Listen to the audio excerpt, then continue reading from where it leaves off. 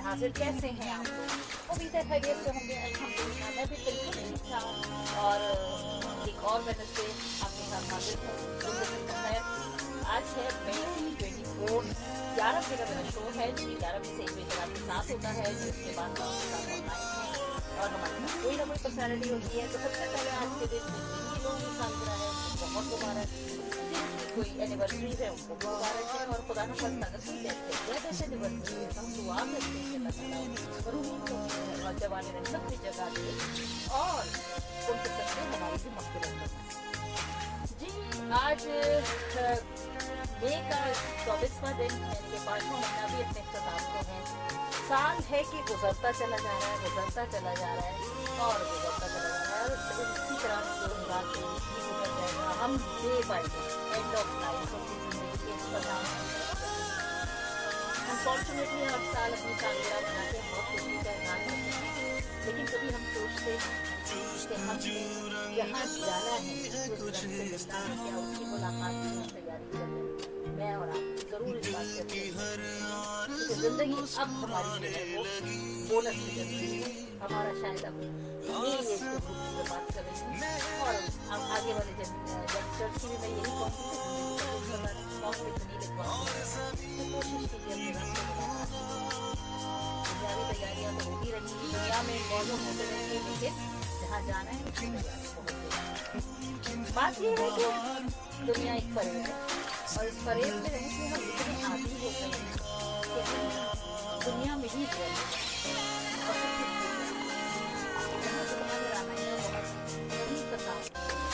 और इस वक्त हमारे मुल्क पाकिस्तान में जिस किस्म के हालात चल रहे हैं, मैं किसी भी पार्टी की बात हमेशा हर हफ्ते में यही बात करती हूँ, खुदारा सिर्फ पाकिस्तान का सोचिए। इसी की ज़मीन में आपको अंदर भी जाना है और इसी की ज़मीन में आपको अपने मुल्क की तवानाई की कोशिश कीजिए, उसके गुलाम उसकी कमाई करने के लिए अब हमारे पास 75 ईयर्स से हम सिर्फ खाने को करें। तो अब बात है अब और यहाँ हम जो है सबसे ज़्यादा अपना आने वाली सबसे बड़ी वो मैं क्या हम भी उन्हें कुछ करते हैं और वो भी कुछ करते हैं। तो आइए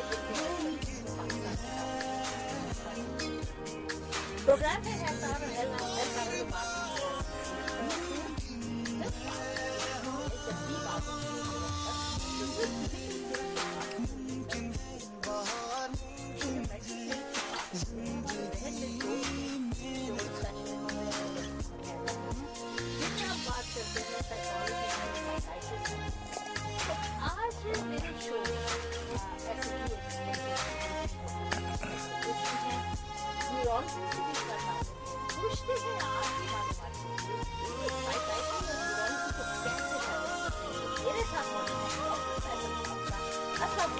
वालेकुम जी, कैसी हैं आप? आई एम गुड, अल्लाह का करना। नहीं नहीं बिल्कुल नहीं जी, लाइकवाइज एंड आपका भी बहुत शुक्रिया कि आपने बुलाया और इतनी इम्पोर्टेंट सी।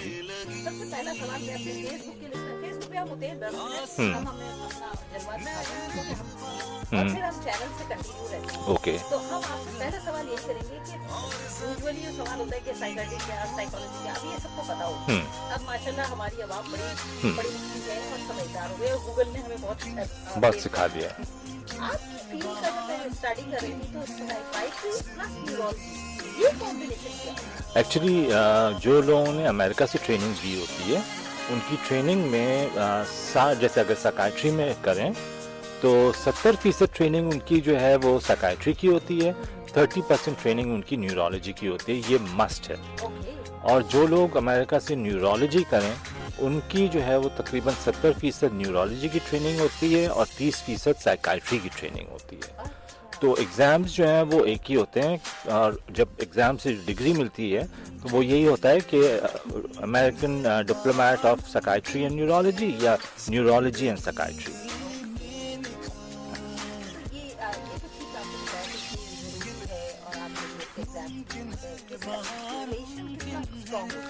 बहुत स्ट्रॉन्ग है जी। हम इस तरह समझें कि एक तो ब्रेन है जो कि दिमाग है, और एक माइंड है जो कि सोच है। ठीक है? दिमाग न्यूरोलॉजिस्ट हैंडल करते हैं, सोच और इमोशंस साइकियाट्रिस्ट हैंडल करते हैं। लेकिन दोनों का लिंक तो बहुत ज़्यादा है कि अगर दिमाग सही तरह फंक्शन ना करे तो इंसान सोच नहीं सकेगा, अगर उसके सोचने में प्रॉब्लम हो तो उसका दिमाग सही तरह फंक्शन नहीं कर सकता। तो बिल्कुल। अच्छा डॉक्टर, ये जो आप बता रहे हैं कि हम तो ये देख रहे हैं आजकल पाकिस्तान में और अपने खराब होते जा रहे हैं, हमारे अतराफ में इतनी नेगेटिविटी है, हमारे यंगस्टर्स को बहुत प्रॉब्लम है। ये सवाल मेरे बहुत ये तो हम काम करते हैं पहले से वो भी देख के ये आप हमें बताइए आप यंगस्टर्स का कितना रेशियो प्रॉब्लम? मुझे बहुत ज़्यादा मिलता है जी। आई एम वेरी, मुझे अफसोस होता है ये कहते हुए, लेकिन मेरे पास यंगस्टर्स बहुत आते हैं और तकरीबन from anywhere between 12 years of age to 22-25 years of age. And उनमें सबसे ज़्यादा जो मैं कॉमन प्रॉब्लम देखता हूँ वो ये कि मंशियात का इस्तेमाल, और मंशियात के इस्तेमाल की वजह से दूसरी साइकियाट्री के अमराज डेवलप होना, एक तो ये। दूसरा मैं ये देखता हूँ कि वो अफेक्टेड होते हैं अपने जज्बाती तौर पे इस बात से कि उनके माँ बाप उनके सामने जो है वो आपस में झगड़ा कर रहे होते हैं, मार रहे होते हैं, माँओं पे तशद्दुद की जाती है। तो एक इस चीज़ से वो बहुत अफेक्टेड होते हैं। ये हम ये वो ट्रॉमा है जो वो पूरा बता नहीं सकते क्योंकि इतना डीपली अफेक्टेड होते हैं। दूसरा ये कि बहुत बार पेरेंट्स जो हैं वो बच्चों को भी बहुत मारते हैं। अच्छा, बच्चों पे ट्रॉमा जो है ना वो एक होता है कि ठीक है आपके हाथ से मारा तो वो फिजिकल ट्रॉमा, लेकिन ताने देना, कंपेयर करना, गाली देना, ये सब चीज़ों से हमारे जज्बात पे जो है वो तशद्दुद होता है। अब वो ट्रॉमा है जो आसानी से हल नहीं होता। और ये पेशेंट्स, इनमें से बहुत सारे पेशेंट्स ऐसे हैं जो कि फिर अपने गम मिटाने के लिए ड्रग्स का इस्तेमाल करते हैं। वैसे एक तीसरी चीज़ जो देखी गई है वो ये कि वालिदैन के पास आजकल टाइम नहीं रहा, अनफॉर्चुनेटली। बच्चों को स्क्रीन पकड़ा देते हैं, आईपैड दे देंगे, लैपटॉप दे देंगे, फ़ोन दे देंगे और अपने काम में रहेंगे। तो वो जो एक कॉन्सेप्ट था ना कि बच्चों को बैठ के सही और गलत की तालीम दी जाए, बच्चों को बैठ के कहानियाँ सुनाई जाएं, वो कॉन्सेप्ट ख़त्म होता जा रहा है।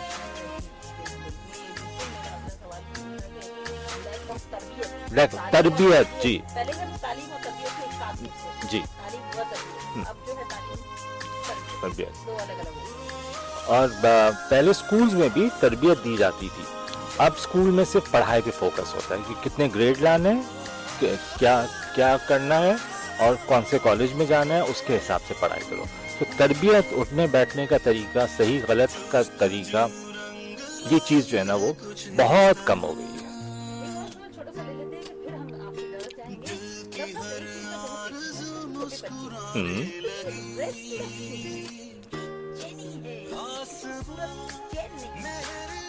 जाएंगे। जब हम एक चीज में बहुत छोटे आप सही कह रही हैं और मुझे भी बहुत नज़र आता है। ख़ासतौर पर मैं जब रेस्टोरेंट्स में जाता हूँ तो मैं देखता हूँ कि माएँ जो हैं वो बच्चों को छोड़ देती हैं और बच्चे जो है पूरी जगह जो है वो उधम मचा होते हैं। आई थिंक ये थोड़ा सा जो है थोड़ा सा एक एस्पेक्ट ये होगा कि थोड़ा सा बच्चों को तरबियत दी जाए कि बैठो, कहाँ बैठना है, कहाँ उठना है, ये बचपन से सिखाया जाए, 1 साल की उम्र से सिखाया जाए कि कहाँ क्या किया जाए, तो उसकी तरबियत का बहुत बड़ा हिस्सा है। फिर बच्चों को कुछ खाने में चीज़ें ऐसी मिल रही हैं जिनसे वो हाइपर हो रहे हैं, ठीक है, क्या कहेंगे, शुगर, ठीक है, शुगर इंटेक, कैफीन इंटेक, ये जो मरिंडा, कोक, पेप्सी ये पिला देते हैं, इससे बच्चे हाइपर होते हैं। चॉकलेट से बच्चे हाइपर होते हैं। लेकिन आजकल एक कॉन्सेप्ट कुछ अर्से पहले, अब तो मैं कम सुनता हूँ, कुछ अर्से पहले एक कॉन्सेप्ट था, बच्चा पैदा कर दो खुद ही पल जाएंगे। तो ये जो खुद ही पल जाने वाला जो है ना, वो ये खुद ही पलने वाले ये नज़र आते हैं।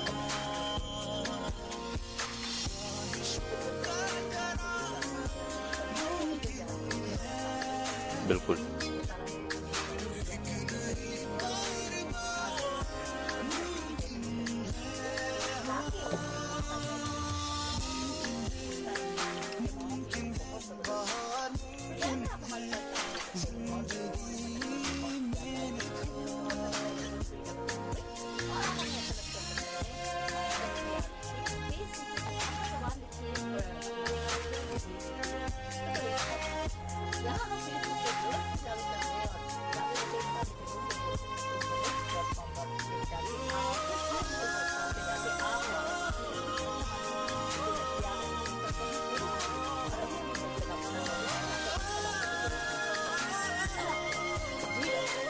जी, मैं सच सच बताऊं, आई होप मौलाना कम्युनिटी मुझे अटैक ना कर दे। मेरे अब्बा को 1995 में डिप्रेशन हुआ था। ओके, वो कार्डियक पेशेंट थे।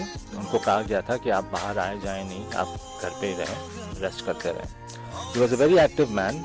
उनको बैठा दिया गया घर पे, उनको डिप्रेशन हो गया। अब 1995 में साइकाइट्रिस्ट का रुझान पाकिस्तान में बहुत कम था। मेरी फैमिली जो है वो उसमें सब बहनें डॉक्टर्स हैं, ब्रदर इन लॉ डॉक्टर्स हैं। तो मेरे बड़ी बहन और बड़े ब्रदर इन लॉ के एक बहुत अच्छे दोस्त थे, वो न्यूरोलॉजिस्ट थे, और वो एक बहुत बड़े अस्पताल में न्यूरोलॉजी डिपार्टमेंट के हेड होते थे। उनको बुलाया गया कि आके देखें। तो उन्होंने आके देखा और कहा कि इन पे तो असर है। ये एक प्रोफेसर ऑफ न्यूरोलॉजी, ठीक है जी। तो क्या ट्रीटमेंट दी जाए? तो ट्रीटमेंट पे उन्होंने मुझे कहा कि ये कुछ आयतें हैं, ये पढ़ा करो और ये 3 दिन में जो है वो ठीक हो जाएंगे। 3 दिन का तो मैं कह नहीं सकता, 3 दिन बाद जो है वो गुजर गया जी। उस वक्त वो पहला टाइम था जो मेरे दिमाग में आया कि इस मुल्क में साइकाइट्रिस्ट की ज़रूरत है। And I was 25 years of age। मैं मेडिसिन कर रहा था, फाइनल ईयर में था, और फाइनल ईयर का एग्ज़ाम करके आई डिसाइडेड कि मुझे जो है वो जाना है, जाके साइकाइट्री करके वापस आऊँगा। आना वापस था कि यहाँ ज़रूरत है।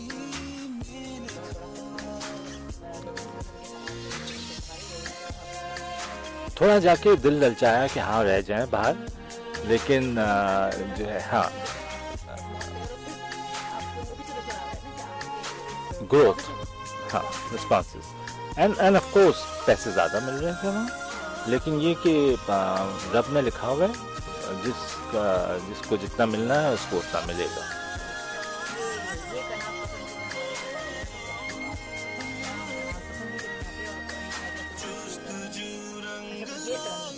ये टर्निंग पॉइंट था। फिर मैं गया, मैं पाकिस्तान के मुख्तलिफ शहरों में मैंने साइकाइट्री हॉस्पिटल्स का जायज़ा लिया, और हालात जो है वो अच्छे नहीं थे साइकाइट्री पेशेंट्स के लिए, और साइकाइट्री के हालात अच्छे नहीं थे। तो that made me just more stronger कि नहीं, यही फील्ड चूज करनी है।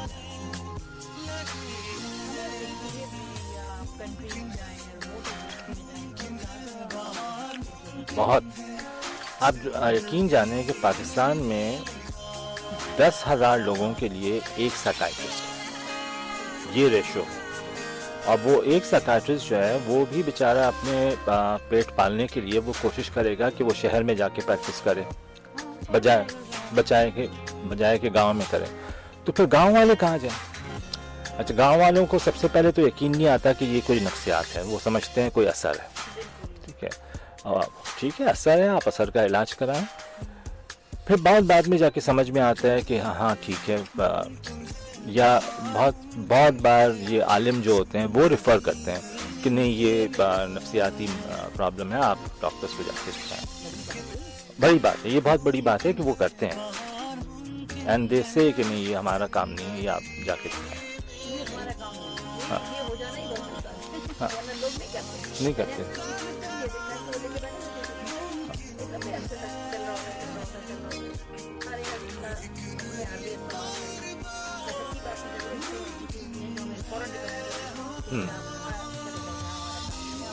हाँ, इंसानी जान होती है और हमें ऊपर जवाब देना है।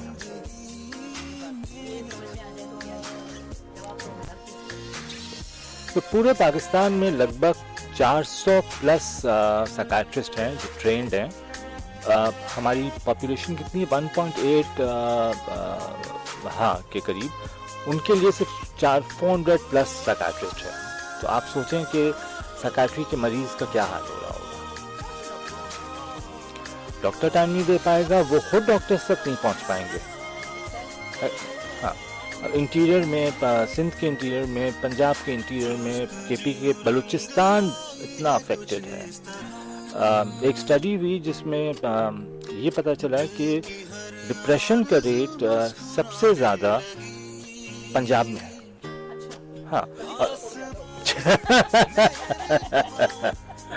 ये मैं कह नहीं सकता, लेकिन उन्होंने ये स्टडी देखी और मैं खुद परेशान हो गया कि जो है डिप्रेशन का रेट सबसे ज़्यादा पंजाब में है। मैं समझ रहा था कि शायद केपीके में होगा, क्योंकि उन पे ये केपीके या बलूचिस्तान में होगा, लेकिन टर्न्ड आउट के पंजाब में है। और ये स्टडी 2022 में पब्लिश हुई थी पबमेड में, और इन्होंने बताया था कि ओवरऑल पाकिस्तान में डिप्रेशन 39.9% लोगों को है और एंजाइटी लगभग 57% लोगों को है। तो आप समझिए कि आधी पॉपुलेशन जो है वो एंजाइटी का शिकार है। पॉजिटिविटी, यही तो मसला है कि स्ट्रेस इतना ज़्यादा रहा है कि स्ट्रेस की वजह से जो है वो इन चीज़ों का शिकार हो रहा है।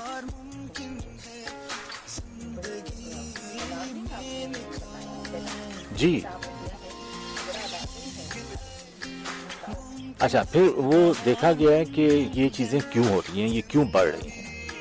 तो इनमें एक इम्पॉर्टेंट चीज़ ये देखी गई कि जेनेटिक्स जो है हमारे मौरूसी तौर पे हमें ये अमराज मिल रहे हैं, जिसका सबसे कॉमन कॉज ये देखा गया है कि फैमिलीज में इंटर मैरिजेस जो हो रहे हैं। One of the reasons is कि इंटर मैरिजेस जो है हो रहे हैं।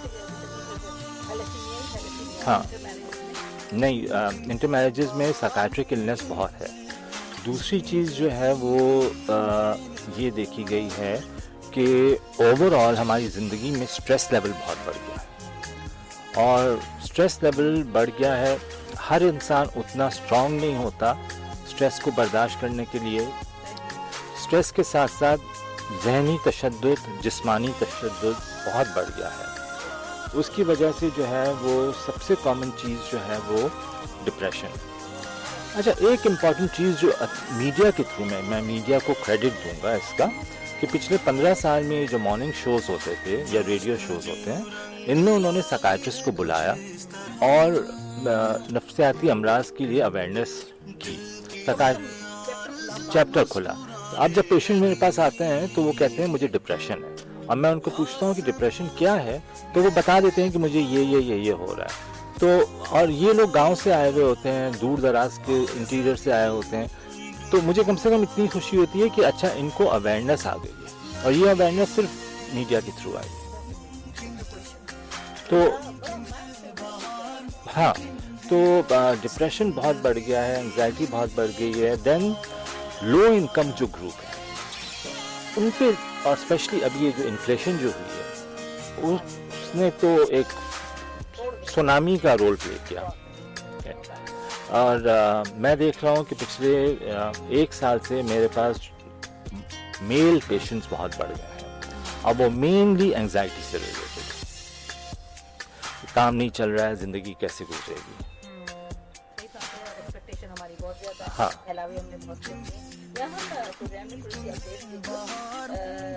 सड़क बंद की तरह से बताइए कि 11 को उसका वाटर पंप जो रहेगी सड़क बंद कर दी गई है, क्योंकि वहाँ पर तरक्यात का काम हो रहा है, तो ट्रैफिक को मुतबादल रूप से चलाया जा रहा है। आप एहतियात से ड्राइव करें, और अगर कहीं पहुँचना है तो वक्त से पहले। इसके अलावा एक और अपडेट है कि आयशा मंजिल ब्रिज के ऊपर और जाने में गरीबाबाद की तरफ जो ब्रिज जा रहा है, वहाँ पर एक गाड़ी खराब हो गई है, जिसकी वजह से ट्रेन की रवानी मुतासर हो गई है। तो बराए मेहरबानी आप अपनी प्लानिंग से गाड़ी चलाएं, हॉर्न देकर बिना साबित करेंगे हम बड़ी कौन। तो ये अपडेट हम आपको बताते रहेंगे। प्रोग्राम है डॉक्टर सायरा, मेरे साथ मौजूद है डॉक्टर फैसल मामसा। बात कर रहे हैं साइकाइट्रिस्ट पे और साइकाइट्रिस्ट के रोल पे और साइकाइट्रिस्ट होती क्या है।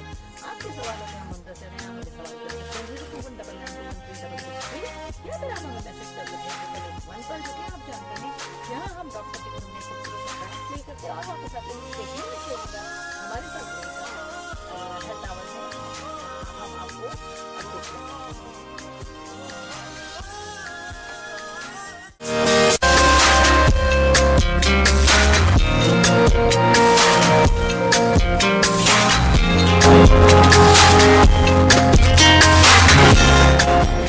जी वेलकम बैक। प्रोग्राम है हेल्थ आवर में हूँ डॉक्टर सायरा, आपके साथ मौजूद हूँ। मेरे साथ गेस्ट हैं डॉक्टर फैसल मामसा। बातें हो रही हैं साइकाइट्री पे और साइकाइट्री क्या होता है और किस तरह ये जो है वो न्यूरोलॉजी से कनेक्ट होती है। डॉक्टर साहब ने हमें बताया। इसके अलावा आजकल के दौर में जितने मसाइल हैं, नौजवानों के मसाइल पे बात हुई है और आप हमारे साथ कॉल पे भी शामिल हो सकते हैं, SMS के थ्रू भी शामिल हो सकते हैं, सवाल भेज सकते हैं।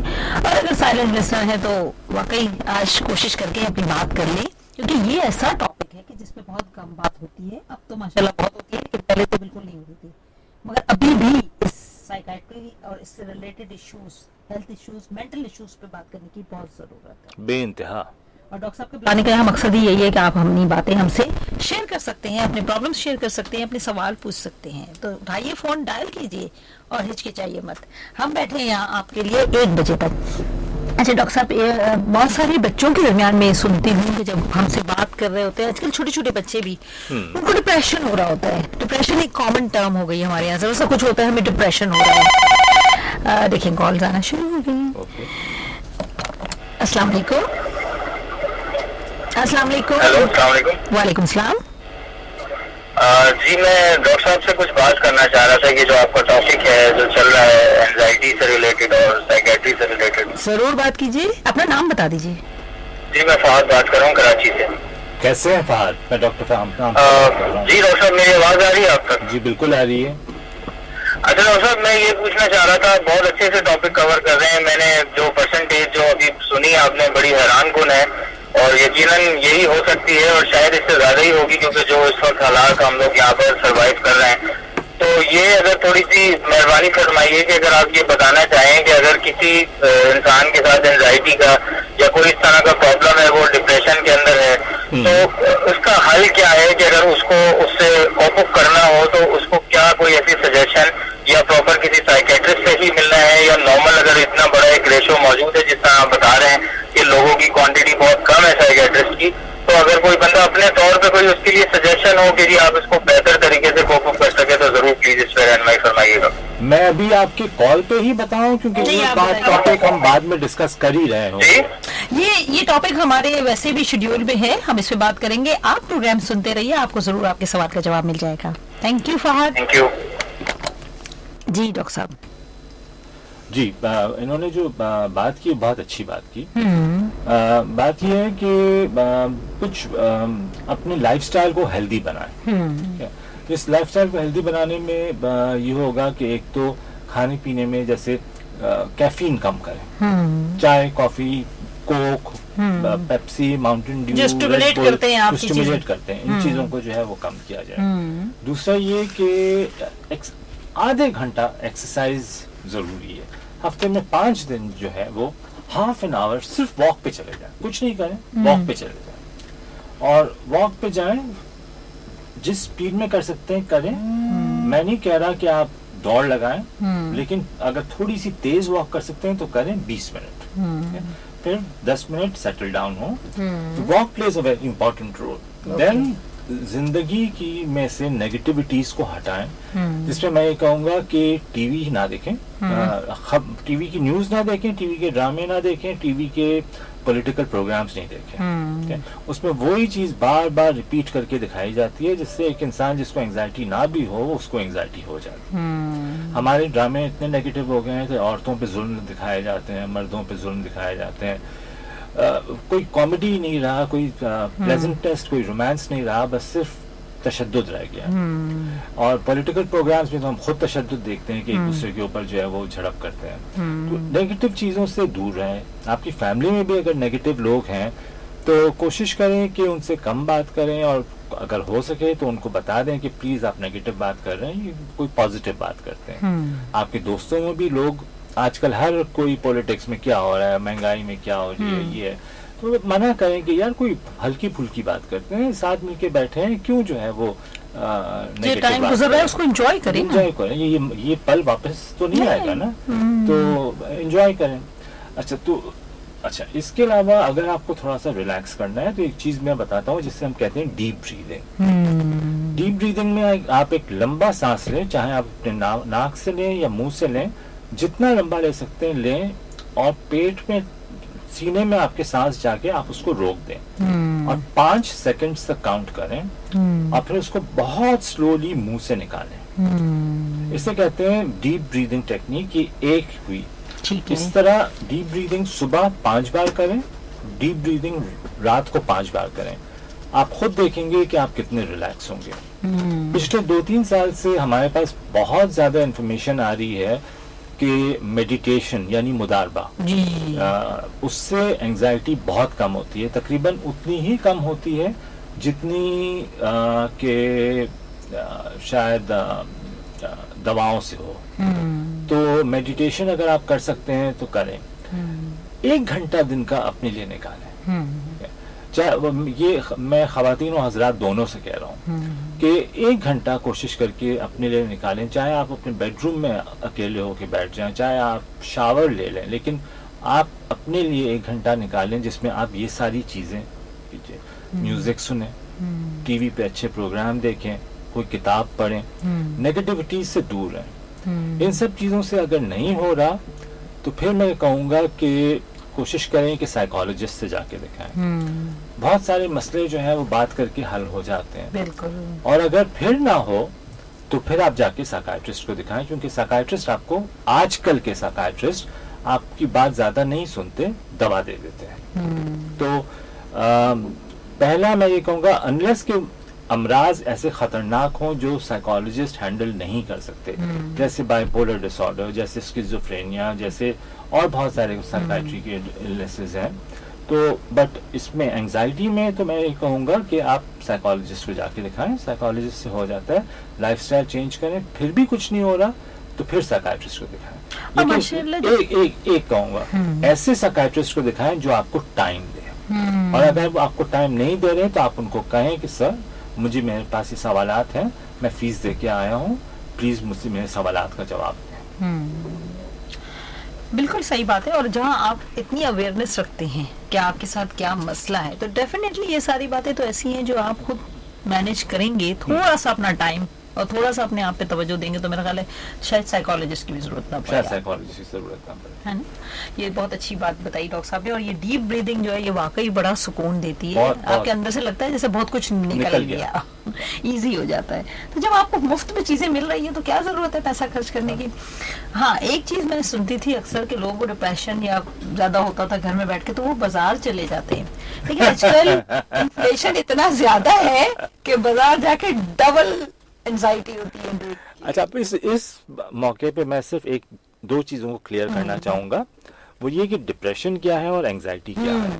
ठीक है, देखिए, एंजाइटी है बेचैनी, घबराहट, डर लगना, एक जगह बैठा नहीं जाना, किसी बात को सोचा नहीं जाना, कंसंट्रेट नहीं कर पाना, हर वक्त छोटी छोटी बात पे परेशान हो जाना, तो इसे हम एंजाइटी कहते हैं। जबकि डिप्रेशन जो है वो है उदासी, किसी चीज को करने की हिम्मत ना हो, एनर्जी जैसे बॉडी से निकल गई हो, वजन गिर जाए या वजन बढ़ जाए,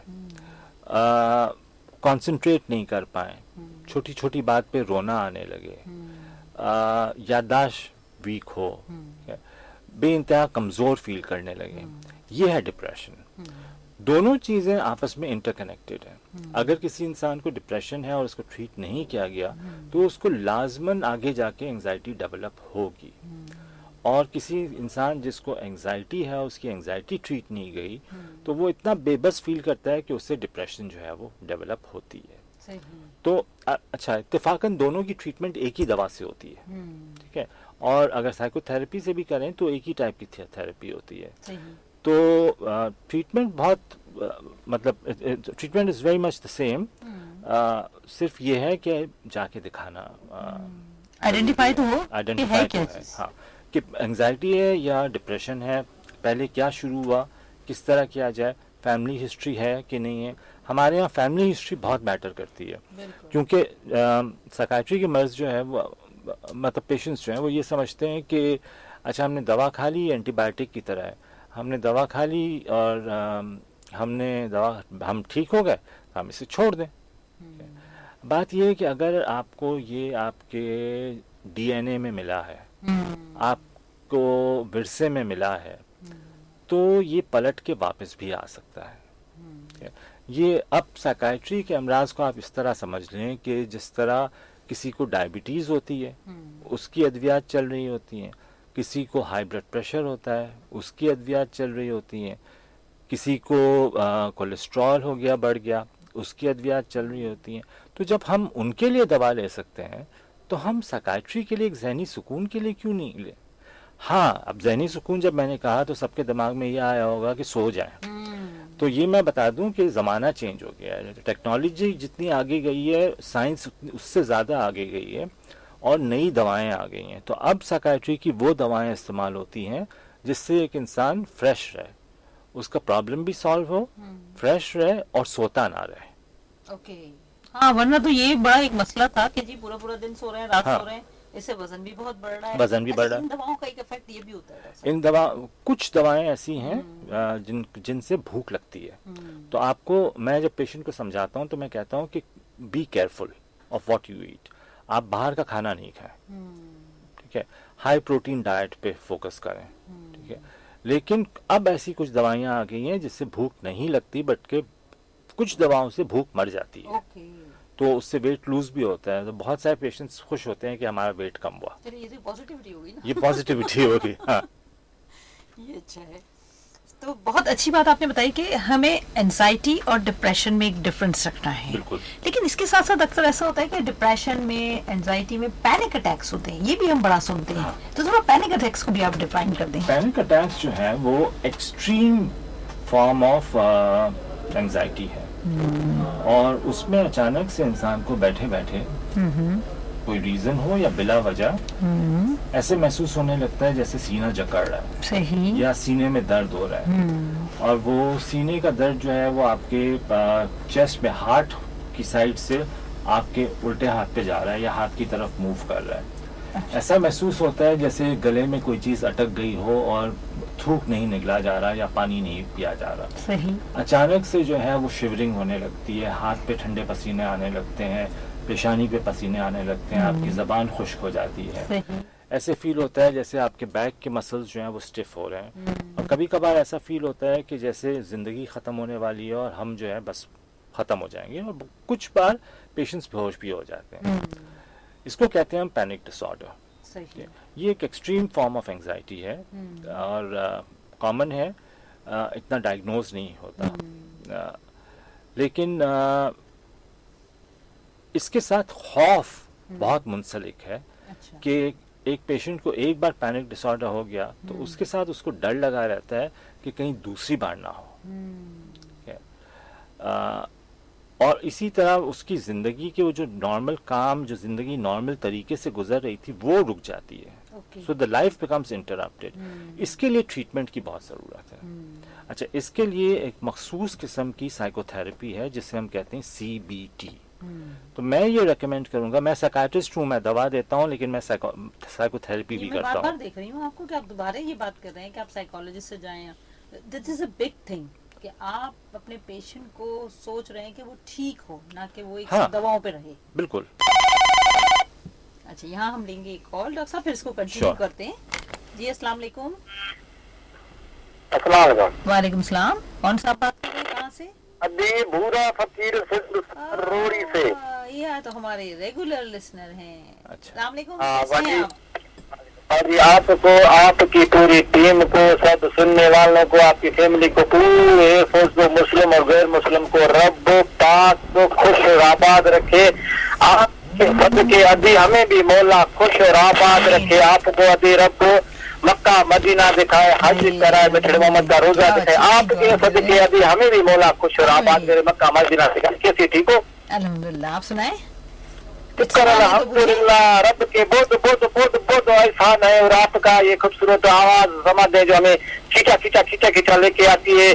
तो हमें खत लिखना नहीं आता बाजी, लेकिन आपका चैनल का सिस्टम था, लेकिन हमें खत लिखना आता था, हम लिख के भेज दे आपके पास खत भी। लेकिन हमको लिखना नहीं आता ना, तो मोबाइल होता है, वो भी उसका अंदर खत भेजता है, वो खत आता है। आधी मुलाकात होती थी, अब तो पौनी मुलाकात हो जाती है फोन पे। तो ये तो अच्छा है ना, खत से ज्यादा अच्छी मुलाकात है ये भी ये सही है ना। पहले तो खत का होता था ना बाजी, पहले खत लिखते थे, 2 दिन के बाद खत पूछता था। क्योंकि मैं 12 साल से बाजी रेडियो सुन रहा हूँ, 12 साल तक मैं रेडियो सुन रहा हूँ। मैं बिना खत लिखा था, मैंने 12 साल की प्रोग्राम सुनता था, खैरपुर होता था सबसे पहले, खैर हमारा नजदीक था। अच्छा देखिए, आज हमारे साथ जो डॉक्टर साहब मौजूद है ना, वो दिमागी अमराज के डॉक्टर हैं।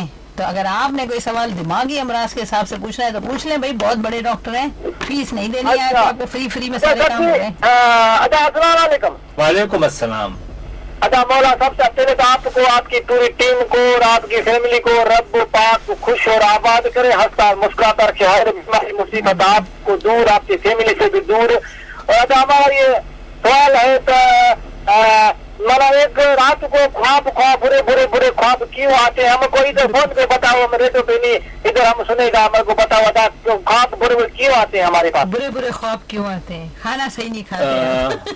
चले आप सुने हमारा प्रोग्राम, सुनते रहे, खुश रहे। टेलीफोन में बताए, क्योंकि मैं जो हमारा भाई ने मेरे को बताया, बाजी प्रोग्राम कर रही है ना, हमारी वो प्रोग्राम नहीं सुनाएगा हमारे को, काम कर रहा है ना, हाली बेच रहा है वो अपना हलीम के जो वादा नहीं है ना, वादा होता तुमको सुनाएगा। जी अंत बताएं। जी देखें, बुरे ख्वाब आने का कोई खास मखसूस रीजन नहीं होता है, लेकिन एक चीज होती है कि अगर हम जिंदगी में किसी बुरे वाकये से गुजरे हों, या हम सोच रहे हो कि हमारे साथ ये बुरा वाकया होगा, या कोई बुरा वाकया हो जिसको हमने अपने जहन में पीछे दबा के रख दिया हो, उसको हमने सामना ना किया हो, बिल्कुल वो हमारे जहन में जो है वो रात को ख्वाब के फॉर्म में आते हैं। जी तो ये सर जी, हम ख्वाब आए तो ख्वाब को हम माना सुना देना, इस ख्वाब को हम रख तो नहीं देना अपने पास। नहीं, आप ख्वाब को लिख लिया करें।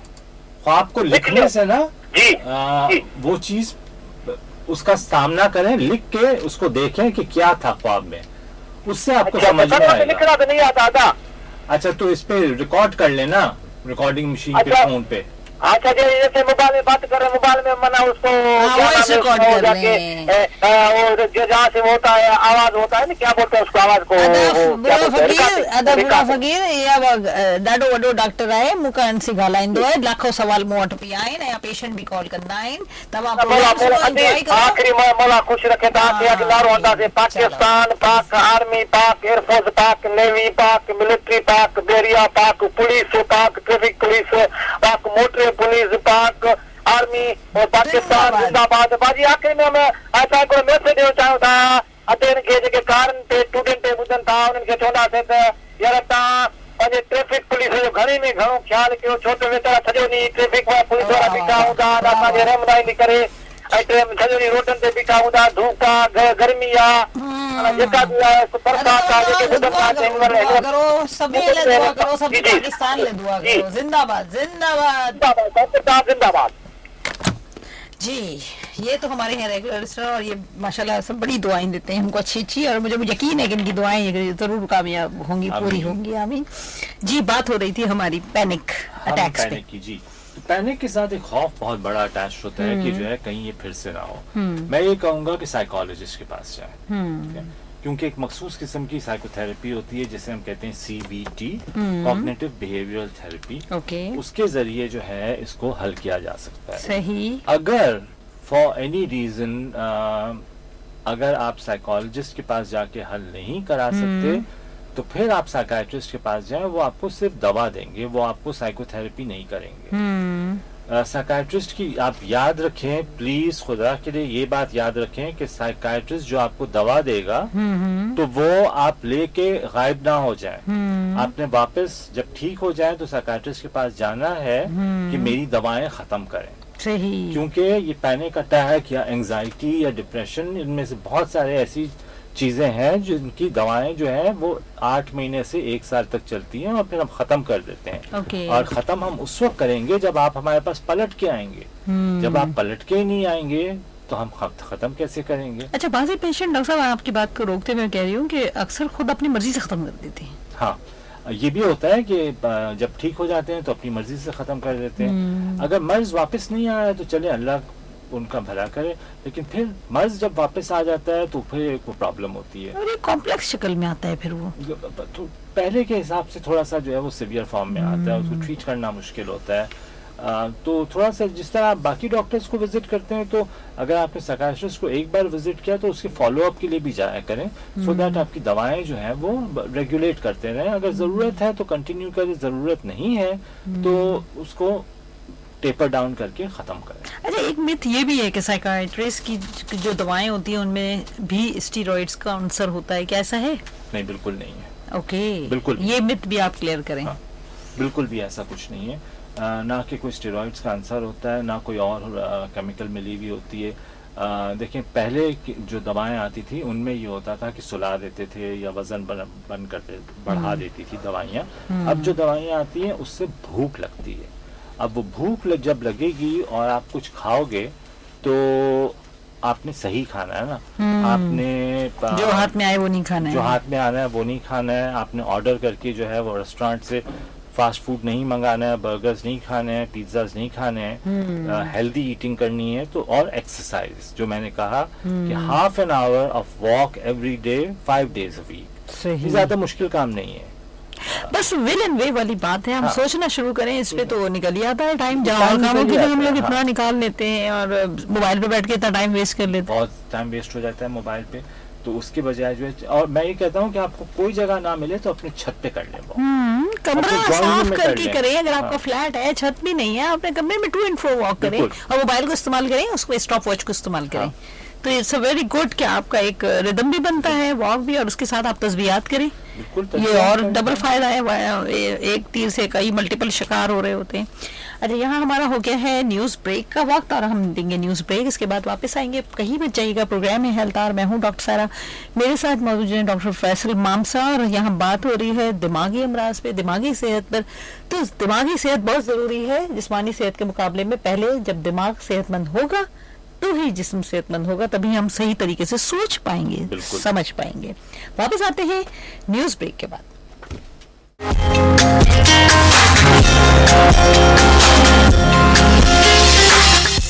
जी, वेलकम बैक, प्रोग्राम है हेल्थ आवर, मैं हूं डॉक्टर सायरा, मेरे साथ मौजूद हैं डॉक्टर फैसल मामसा। बात कर रहे हैं दिमागी अमराज, दिमागी सेहत पर। जी डॉक्टर साहब, हमारी बातें चल रही थी और एक अच्छे मोड पे आए थे हम, तो न्यूज ब्रेक आ गया था, लेकिन डेफिनेटली जिंदगी में ब्रेक भी बहुत जरूरी है, बेइंतहा जरूरी है ब्रेक लेना।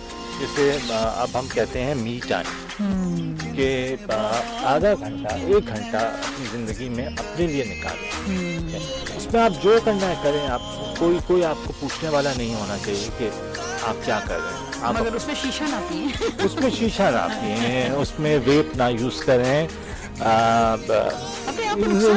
अपने सेहत को नुकसान पहुंचता है। लेकिन उसमें आप बहुत कंस्ट्रक्टिव चीज़ें कर सकते हैं। एक ऐप है, अगर आप लोगों के पास वो है स्मार्टफोन है, तो एक ऐप है काम के नाम से, CALM, काम डाउनलोड कर लें। और काम में बहुत सारी रिलैक्सेशन टेक्निक्स हैं। तो वो रिलैक्सेशन टेक्निक्स से आप जो है वो रिलैक्स हो सकते हैं। अच्छा, फिर DVDs पे एक्सरसाइज की वीडियोस मिलती हैं, तो आप अपने बेडरूम में बैठ के एक्सरसाइज कर सकते हैं।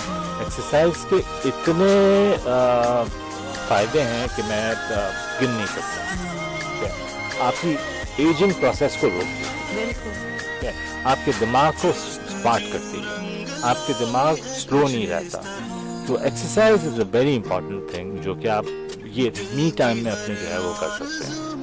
Take out time for yourself, अपने लिए जरूर टाइम निकालें, क्योंकि देखिए आप अपने लिए नहीं सोचेंगे, कोई आपके लिए नहीं सोचेगा। बिल्कुल, आपको एब्सोल्युटली। अपने लिए तो खुद ही सोचना है। लेकिन जहाँ आप फैमिली के सरबराह होते हैं, अगर मर्द हैं, कमाने वाले हैं, अगर खातून हैं और सिंगल पेरेंट हैं, तो फिर एक अलग बात है। लेकिन फिर भी आपको अपने आप को तो फिट रखना है, तभी आप उसको वो अपने डिपेंडेंट्स को फिट रख सकते हैं। बाइपोलर नेचर और उसके साथ हम सुनते हैं मेनिया, इन दोनों को जरा अच्छे तरीके से हमें डिफाइन कर देते हैं। देखिए, बाइपोलर डिसऑर्डर जो है वो एक साइकाइट्री का शदीद किस्म का मर्ज है। It's severe psychiatric disorder. बहुत कॉमनली जो है इसको डायग्नोज नहीं कर पाते, क्योंकि बाइपोलर डिसऑर्डर को डायग्नोज करने के लिए पेशेंट के साथ टाइम गुजारना ज़रूरी होता है। और सिंस अमूमन डॉक्टर्स जो है वो ज़्यादा टाइम नहीं देते, तो ये ऐसा डिसऑर्डर है जो कि मिस आउट हो जाता है। अब हम बाइपोलर को डायग्नोज कैसे करते हैं? हम कहते हैं बाइपोलर डिसऑर्डर जो है ऐसी कंडीशन है जिसमें कभी दिमाग बेइंतहा तेज़ी से चलने लगता है, रात को सोते कम हैं, बातें बहुत ज़्यादा करते हैं, तो कभी हम जो है वो बिल्कुल डिप्रेशन की तरफ चले जाते हैं कि उदासी हो, मायूसी हो, कुछ करने का दिल ना चाहे, हिम्मत ना हो, रोना आए। लेकिन इसको हम डायग्नोज कैसे करेंगे कि इस इंसान को बाइपोलर डिसऑर्डर है? सही।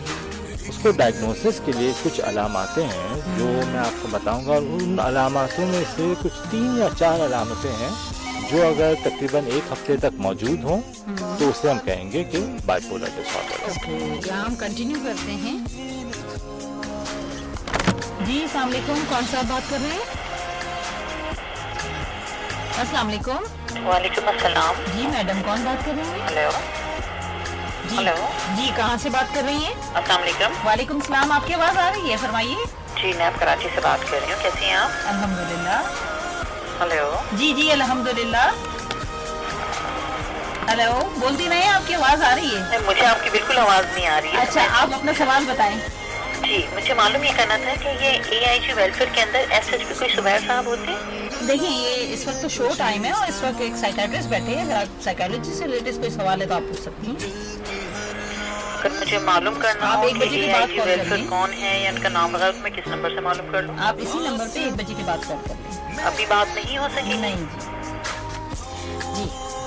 जी, तो हम बात कर रहे थे कि एक तरफ दिमाग बहुत तेज़ी से चलने लगता है और दूसरी तरफ जो है वो मायूसी होती है। ये बाइपोलर डिसऑर्डर है।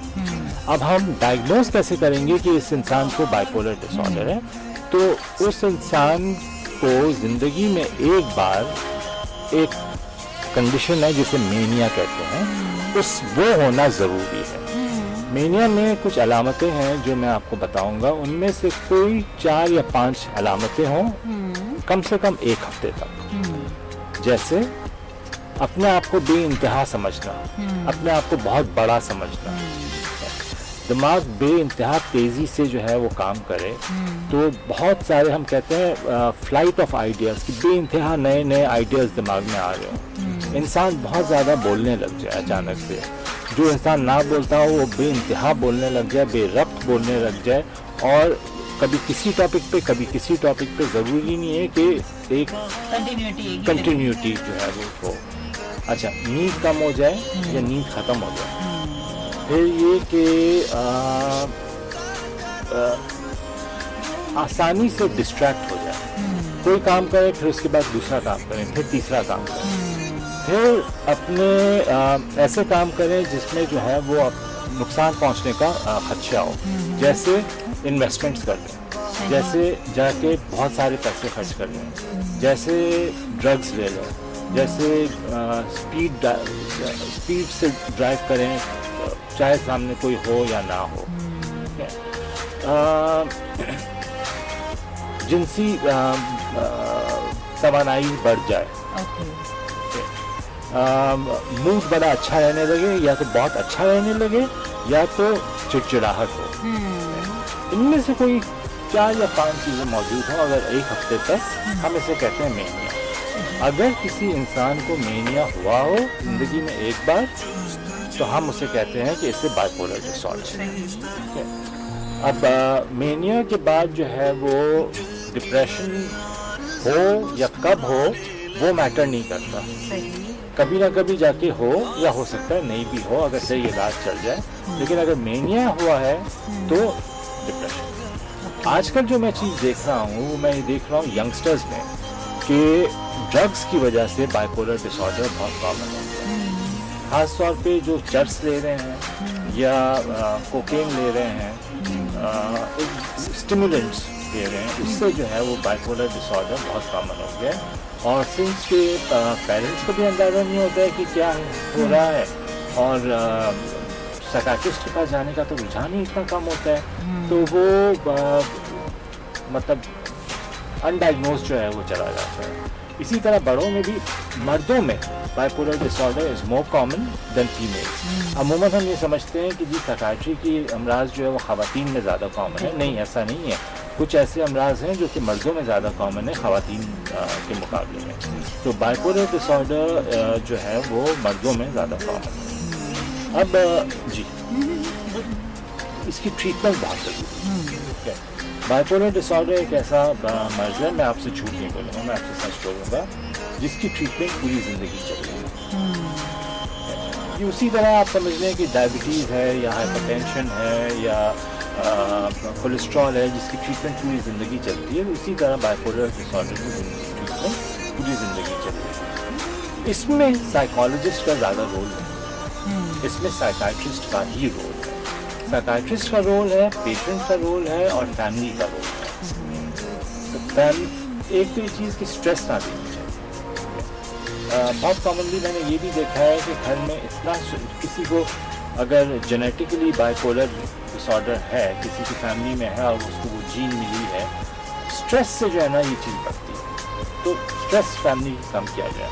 नहीं समझें कि बाइपोलर डिसऑर्डर में कब डॉक्टर को दिखाएं।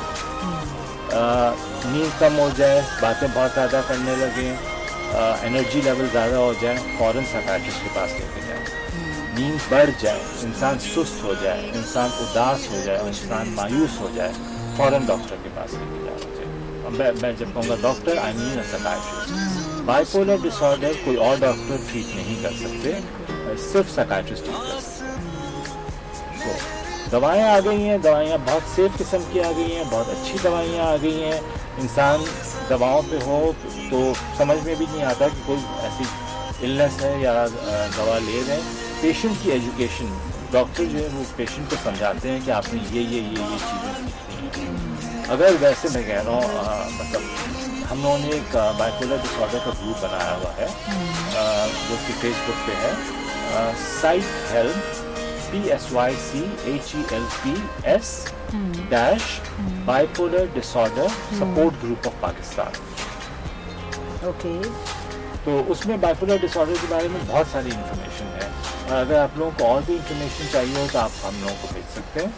साइक helps bipolar disorder support group of Pakistan. Right, ये तो बहुत अच्छी बात है कि एक जितना दूसरे कामों के लिए फेसबुक यूज होता है, कम से कम काम की चीज़ों के लिए यूज हो। और आपके लिए ज़रूरी है कि अगर आपके साथ खुदा न खास्ता ये मर्ज है और आपको इससे गुजरना पड़ रहा है, तो इससे बेहतर कोई तरीका नहीं है कि आपको एक सोल्यूशन मिल रहा है और आप अपनी प्रॉब्लम्स वहाँ शेयर कर सकते हैं। शेयर तो आप हमारे साथ भी कर सकते हैं, आप हमें कॉल कर सकते हैं, SMS कर सकते हैं। कॉल करिए 0219931663 में डायल कीजिए, या फिर आप SMS कीजिए, SPR लिखिए, स्पेस दीजिए, अपना नाम लिखिए, अपना पैगाम लिखिए, उसे भेज दीजिए 888-1 पर। डॉक्टर साहब आप ये बता रहे हैं कि बाइपोलर डिसऑर्डर में मेनिया सब कुछ ठीक है, ज़िंदगी भर दवाएं चलेंगी। अगर कोई यंग बच्चा है और उसके साथ ये बाइपोलर डिसऑर्डर का मसला है, फैमिली समझदार है, दवाएं सारी ज़िंदगी जाती है, और आप डील करते हैं सेक्सुअल डिजीज़ में, जो मुझे आपने बताया, क्या ऐसे पेशेंट्स में आपको इनफर्टिलिटी मिलती है? अगर सही ड्यू टू द मेडिसिन मिल सकती है। अगर कुछ दवाइयाँ ऐसी आती हैं जो सेक्सुअल डिस्फंक्शन करती हैं, कुछ एंटी डिप्रेसेंट्स ऐसे आते हैं जो कि इंसान का अगर डिप्रेशन में हो तो मूड सही करने के लिए उससे हो, लेकिन हम पूरी कोशिश करते हैं कि मरीज़ को एक दवा पे रखें, और वो एक दवा ऐसी हो जिससे ना वेट गेन हो, ना नींद का मसला हो, ना सेक्सुअल डिस्फंक्शन हो, क्योंकि ये सेक्सुअल डिस्फंक्शन एंड इनफर्टिलिटी हो सकती है पर्टिकुलरली इन मेल्स। ख़वातीन में इतनी नहीं मैं कहूँगा, लेकिन मर्दों में जैसे इरेक्टाइल डिस्फंक्शन या loss of libido, loss of interest, ये चीज़ें जो है वो हो सकती हैं, बिल्कुल हो सकती हैं। तो फिर ऐसा होता है ना नॉर्मली कि आजकल माशाल्लाह अब जो लोग पढ़ते बहुत हैं और वैसे पढ़े ना पढ़े अमूमन ऐसा होता है कि बहुत जल्दी ब्रेकअप्स हो रहे हैं। बहुत जल्दी ब्रेकअप। बात ये है कि अगर ये हो रहा है तो प्लीज़ डॉक्टर से कांटेक्ट करें कि ये हो रहा है, दवा चेंज करके देखें। अगर आपको एक डॉक्टर सूट नहीं कर रहा तो आप सेकंड डॉक्टर सूट भी करेंगे। अब बहुत सारे डॉक्टर्स, साइकियाट्री में काफ़ी डॉक्टर्स नए नए आ गए हैं, तो आप ओपिनियन लें शहर में, but go to a doctor who gives you time. Time देना ज़रूरी है। आप पूरी बात बताओ, सिर्फ जी, तो लेकिन ऐसी दवाइयाँ आ गई हैं जिससे मर्दों में और औरतों में सेक्सुअल डिस्फंक्शन ना हो, और अगर हो रही है तो फिर उनके लिए भी दवा आ गई है कि जो उनके नेगेटिव इफेक्ट्स को ख़त्म करे। सही, क्योंकि ये एक बड़ा कॉमन है ना मिथ कि भाई साइकियाट्रिस्ट की मेडिसिन वुमन जो है वो आपका इनफर्टिलिटी क्रिएट कर देती है। Not any more. अब सरप्राइजिंगली अब ऐसी दवाइयाँ भी आ गई हैं जिससे आपकी सेक्स ड्राइव बढ़ जाती है। जी, तो जो है वो इट ऑल डिपेंड्स कि आपका साइकियाट्रिस्ट आपके लिए कौन सी दवा चूज़ करे, ये बहुत इम्पोर्टेंट है। अच्छा, बाइपोलर डिसऑर्डर में तो आपने हमें बताया कि भाई एकदम से चेंज होता है, कभी क्या पल में तोला पल में माशा जैसे। लेकिन वो एक दिन में चेंज नहीं होता, कुछ दिन चलते हैं अच्छा, और फिर चेंज होते हैं। अच्छा, यानी कि पल में तोला पल में माशा नहीं, पल में तोला पल में माशा Immediately नहीं नहीं, बिल्कुल नहीं होता। ये एक कुछ दिनों की बात दिनों की बात है। कुछ दिनों की बात है। अच्छा, ये भी हो सकता है कि कुछ दिनों हाइपर रहे, फिर नॉर्मल रहे और फिर डिप्रेशन में गए। जी, राइट। अच्छा डॉक्टर साहब, ये बताइए कि ओबेसिटी डिसऑर्डर ये बहुत बड़ा मसला बनता जाता है हमारा, स्पेशली कोविड के बाद। यहाँ मैं एक मैसेज दूंगी, SPR अस्सलाम वालेकुम जनाब, आपका शो बहुत अच्छा जा रहा है, प्यारा है। अगर आप अताउल्ला खान न्याजी का सॉन्ग, ये सॉन्ग की फरमाइश का सॉन्ग, इसके प्रोग्राम जो इसके बाद शुरू होगा, रिक्वेस्ट ऑन टेक्स्ट, वो आप टेक्स्ट करके उस प्रोग्राम में प्ले करवा दीजिएगा। यहाँ बात हो रही है साइकोलॉजिकल डिसऑर्डर्स पे। कौन सा है, thank you very much for the message. जी डॉक्टर साहब, तो ओबेसिटी स्पेशली कोरोना के बाद हमें बहुत ज़्यादा मिला, बहुत ज़्यादा। तो वैसे ही फूडी कौन है, खाने हमारे ऐसे बनते हैं जो कि बहुत ज़्यादा हेल्दी ना हो, तेल, घी, मसाले। और कोविड में हुआ ये कि सब लोग घर बैठ गए, और जो लोग, अब जिम बंद हो गए, पार्क्स बंद हो गए, तो जो लोग एक्सरसाइज करने जाते थे वो एक्सरसाइज नहीं कर पाते थे। घर में बैठ के चिप्स खाना, टीवी देखना, बर्गर खाना, टीवी देखना। एवरेजली सुना ये है कि 7 to 10 किलोग्राम वेट गेन जो है वो होता है। मेरा भी वेट गेन हुआ था, बहुत मुश्किलों से मैं जो है कट डाउन करने की कोशिश कर रहा हूँ, लेकिन yes, obesity has become a big problem, क्योंकि वेट गेन करना बहुत आसान है लेकिन वेट लूज़ करना जो है वो बहुत मुश्किल है। सो प्लीज़ अपने हेल्थ का ख्याल रखें, वॉक करें, एक्सरसाइज करें, तेल घी ना खाएं, रोटी चावल कम खाएं, बोटी ज़्यादा खाएं। ओके, बिल्कुल सही। ये कुछ ऐसी ट्रिक्स और टिप्स हैं जो आपको यूज़ करनी है, और अगर आपके साथ इस किस्म की मेडिसिन हैं जो साइकाइट्रिस्ट डिसऑर्डर की हैं, तो फिर तो और भी ज़्यादा आप केयरफुल रहें डाइट पे। ठीक है। अच्छा डॉक्टर साहब, हमने बात करी बहुत सारे डिसऑर्डर्स पे, लेकिन शिज़ोफ्रेनिया, स्पेलिंग भी इसकी बड़ी मुश्किल है और कॉमन भी बहुत है। इस पर थोड़ा हमें डिफाइन करेंगे क्या होता है? स्किज़ोफ्रेनिया एक ऐसा मर्ज है जो हम कहते हैं कि हमारे दुश्मन को भी ना हो, इंशाल्लाह। इतना ख़तरनाक मर्ज है। इस कंडीशन में लोगों को चीज़ें नज़र आती हैं जो वो वहाँ ना हो। इस कंडीशन में कानों में आवाज़ें आती हैं जो ना हो। इस कंडीशन में कभी ये भी फील होता है कि हाथों पे या जिस्म पे कोई चीज़ चल रही है जो कि कुछ ना हो। ठीक है। इसके साथ साथ ये भी हो सकता है, इसको हम हेलुसिनेशन कहते हैं। इसके साथ साथ कभी कभार लोग शक और शुबात भी करने लगते हैं, और सबसे कॉमन शक जो है वो ये होता है कि लोग मेरे ख़िलाफ़ हैं, ये मेरे ख़िलाफ़ है, वो मेरे ख़िलाफ़ है, यहाँ सीक्रेट कैमरा लगा हुआ है, मेरा फ़ोन कोई सुन रहा है, मेरा फेसबुक जो है वो कोई टैप कर रहा है। इसको हम डिल्यूजन कहते हैं। सो डिल्यूजन और हेलुसिनेशन ये स्किज़ोफ्रेनिया की पहली चीज़ है। उसके अलावा फिर होता है कि लोगों से नहीं मिलना, बात नहीं करना, खाना नहीं खाना, सही, अपनी साफ सफाई का ख्याल नहीं रखना, सही, कपड़े चेंज नहीं करना, मतलब दुनिया से कट के रह जाना सही। और हकीकत से कट के रह जाना, ओके, इसे हम स्किज़ोफ्रेनिया कहते हैं। और एंड एज आई सेड कि बहुत ही ख़तरनाक बीमारी है, तो इतनी ख़तरनाक है कि इवन अगर हम बेस्ट दवा इस्तेमाल करें तो सिर्फ 70% लोग जो है वो रिकवर करते हैं। ओहो, इतना कम, मतलब इतना बड़ा रेशो मुतासिर रह सकता है अभी। जी, और बहुत सारी ट्रीटमेंट्स आ गई हैं, बेइंतहा ट्रीटमेंट्स आ गई हैं, बहुत अच्छी दवाइयाँ भी आ गई हैं। अल्हम्दुलिल्लाह मैंने अपने प्रैक्टिस में किसी को रिकवर ना होते हुए नहीं देखा है, लेकिन बुक्स ये कहती हैं कि even with the best treatment 70% लोग जो है रिकवर करते हैं। मैं अपने अच्छा, स्किज़ोफ्रेनिया के साथ जो है ना एक और मर्ज अटैच्ड है जिसे हम कहते हैं साइकोसिस। साइकोसिस में जो है वो हालुसिनेशन होना या डिलूजन होना ही काफ़ी है। उसमें ज़रूरी नहीं है कि इंसान जो है वो दुनिया से कट के रह जाए, अपना ख्याल ना रखे, बस खाना छोड़ दे। मैंने ये देखा है कि आजकल यंगस्टर्स में साइकोसिस बहुत हो रहे हैं और वो भी ड्रग इंड्यूस्ड, ड्रग्स की वजह से। मैंने ये भी देखा, अच्छा यंगस्टर्स में मैं यूथ को भी इंक्लूड करूँगा, टीनेजर्स के अलावा यूथ को भी इंक्लूड करूँगा, या लोग जो 30s में हैं उनको भी करूँगा। उनमें भी मैं देख रहा हूँ, ऑफ लेट मैं देख रहा हूँ कि जो है साइकोसिस से पेशेंट जो है वो बहुत आ रहे हैं, and usually it is drug induced. Drug लिया और उसके बाद ये हुआ है। शायद ड्रग के एक्सेस बहुत इजी हो गया हमारे यहाँ। ड्रग का एक्सेस बहुत इजी हो गया, लोग ये समझने लगे हैं कि ड्रग से कुछ होता नहीं है। चलो ट्राई करके देखो, एक बार करके देखो, 2 बार करके देखो। और कभी कभार एक दिमाग में एक ये बात भी दूसरों ने डाली है कि सारी परेशानियों से दूर होने का एक ही तरीका है कि ड्रग यूज़ करें। और सारी परेशानियों से दूर होने का एक तरीका ये भी है कि आप साइकोलॉजिस्ट के पास जाएं, या आप साइकाट्रिस्ट के पास जाएं। जो पैसा आप ड्रग्स पे खर्च कर रहे हैं उससे कम पैसा लगेगा एक साइकोलॉजिस्ट के पास जाने के लिए। सही, बड़ी आपने अलार्मिंग बात कही, मतलब ये सबसे ज़्यादा ख़तरनाक मर्ज निकला। सबसे ख़तरनाक मर्ज है साइकाट्री में। तो यकीनन हमारे पास जो साइकाट्रिस्ट है उनकी इतनी एक्सपर्टी होनी चाहिए कि वो इसको आइडेंटिफाई कर सकें। फ़ौरन आपको सही क्वेश्चंस पूछने ज़रूरी है, और सही क्वेश्चंस ये है कि कहीं कान में आवाज़ तो नहीं आती, कहीं ऐसा तो नहीं लगता कि लोग आपके ख़िलाफ़ हैं, कहीं ऐसा तो नहीं लगता कि आपका फ़ोन कोई सुन रहा है, कभी ऐसा तो नहीं लगता कि दीवार पे कोई चीज़ नज़र आई हो, फिर से देखा तो नज़र नहीं आ रही है, या वो चीज़ नज़र आ रही है, शैडो हो, इंसान हो, डिज़ाइन हो। सवाल वो हैं जो हमारे यहाँ वो झाड़ फनकार के लिए ले जाते हैं।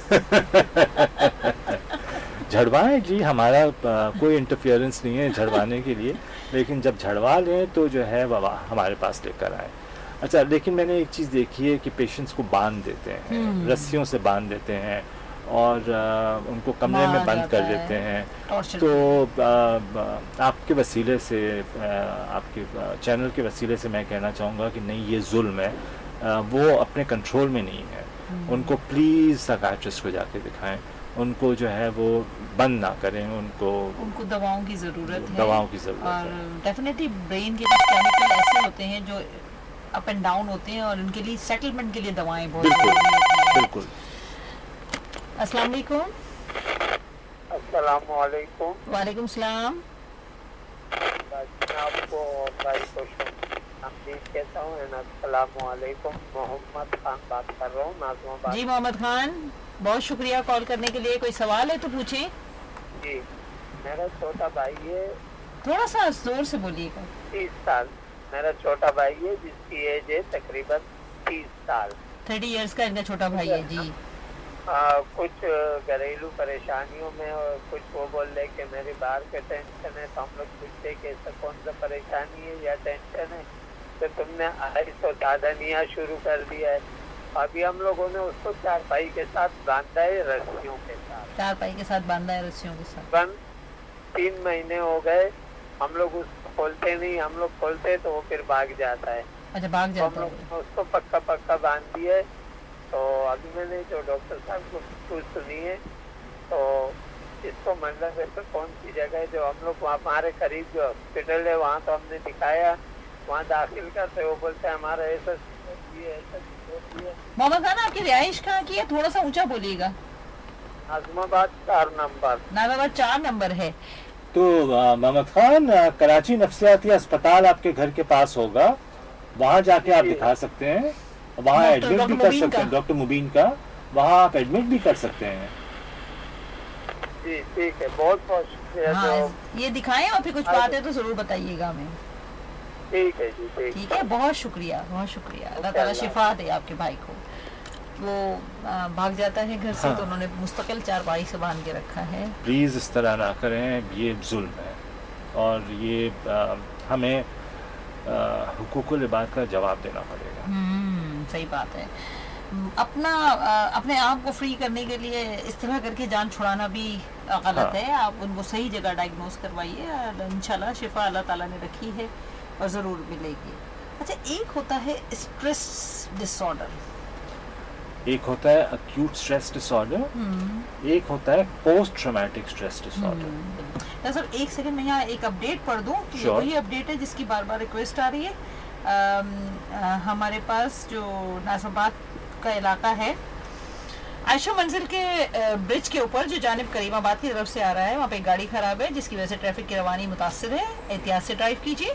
इसके अलावा प्याला होटल द वाटर पंप चौरंगी पर भी तरक्याती काम हो रहा है जिसकी वजह से ट्रैफिक को दूसरे रोड पर डबल चलाया जा रहा है, तो एहतियात से ड्राइव करें और जल्दबाजी का मुजाहरा ना करें। वैसे इस वक्त पूरे कराची में तरक्याती काम हो रहा है, स्पेशली डिफेंस में तो बड़ी बड़ी खंदकें खुदी हुई हैं और हम जो है उसमें वैसा अल्लाह ना करे, खुदा ना खास्ता अगर कोई ज़रा सा भी चूक जाता है तो बड़ा गहरा नुकसान हो सकता है किसी का। सो बहुत एहतियात से ड्राइव करें, इंशाल्लाह जब ये सब बन जाएगा तो बहुत अच्छा शहर हो जाएगा। अल्लाह करे कि हमारी जिंदगियों में भी इंशाल्लाह वो दिन आ जाए। जी डॉक्टर साहब। तो देखें, ट्रॉमा को हम उर्दू में क्या कहेंगे? तशद्दुद। हाँ जी, बिल्कुल कह सकते हैं, कह सकते हैं।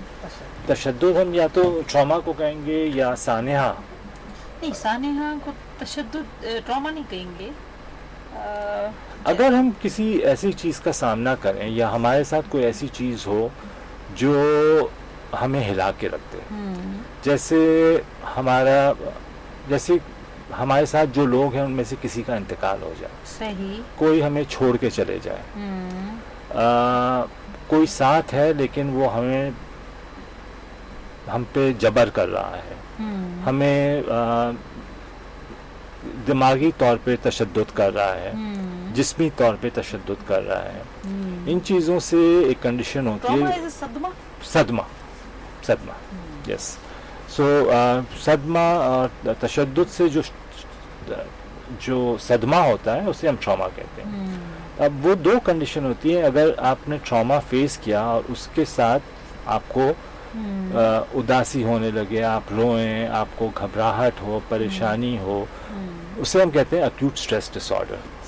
अब बहुत सारे लोगों को उनके अगर पार्टनर का इंतकाल हो जाए, यानी वाइफ का इंतकाल हो जाए या हस्बैंड का इंतकाल हो जाए, तो उनको भी अक्यूट स्ट्रेस डिसऑर्डर, या हम उसे बेरीफमेंट कहते हैं, हो सकता है।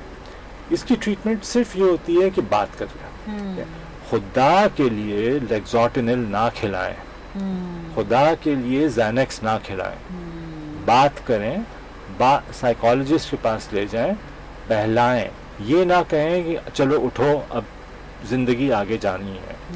वो इंसान अपनी हिम्मत करके खुद से उठेगा, उसको उठने का मौका दें, उसको अपने गम को एक्सप्रेस करने का मौका दें, ये नहीं उसे दबाएं नहीं। इसी तरह अगर घर की तरफ से, आपके हस्बैंड की तरफ से या वाइफ की तरफ से ट्रॉमा हो, या हस्बैंड एंड वाइफ की तरफ से बच्चों को ट्रॉमा हो, तो स्पेशलिस्ट को जाके दिखाएं, जो कि मैं कहूँगा साइकोलॉजिस्ट। अच्छा, जहाँ मैं साइकोलॉजिस्ट कह रहा हूँ तो मैं एक डिफरेंस आपको बता दूँ कि साइकाइट्रिस्ट और साइकोलॉजिस्ट में क्या फ़र्क है। बिल्कुल। तो साइकाइट्रिस्ट जो है ना, वो एक मेडिकल डॉक्टर है, वो पहले 5 साल MBBS करते हैं, 1 साल हाउस जॉब करते हैं और कम से कम 4 साल साइकाइट्री की ट्रेनिंग करते हैं, यानी 10 साल की उनकी तालीम होती है। वो उसके बाद चीज़ों को डायग्नोस कर सकते हैं, चीज़ों को देख सकते हैं, समझ सकते हैं और इलाज कर सकते हैं। वो दवाएं भी लिख सकते हैं, वो साइकोथेरेपी भी कर सकते हैं। जबकि साइकोलॉजिस्ट जो हैं उन्होंने बैचलर्स किया हुआ हो, बैचलर्स के बाद उन्होंने मास्टर्स किया हुआ हो, मास्टर्स करके वो साइकोलॉजी प्रैक्टिस कर सकते हैं।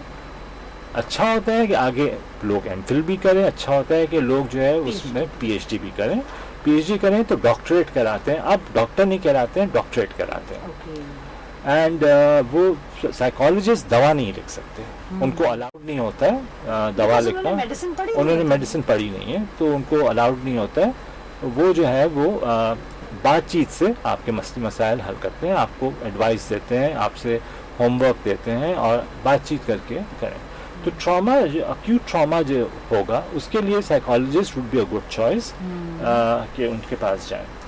बहरहाल अगर अक्यूट ट्रॉमा को सही तरह हैंडल नहीं किया गया, कुछ अरसे बाद, कुछ साल बाद एक कंडीशन डेवलप होती है जिसको कहते हैं PTSD, post traumatic stress disorder, जो काफ़ी ख़तरनाक चीज़ है क्योंकि उसमें हमें फ्लैशबैक्स आते हैं उन चीज़ों के, हमारे ख्वाब में वो बातें आती हैं, हमें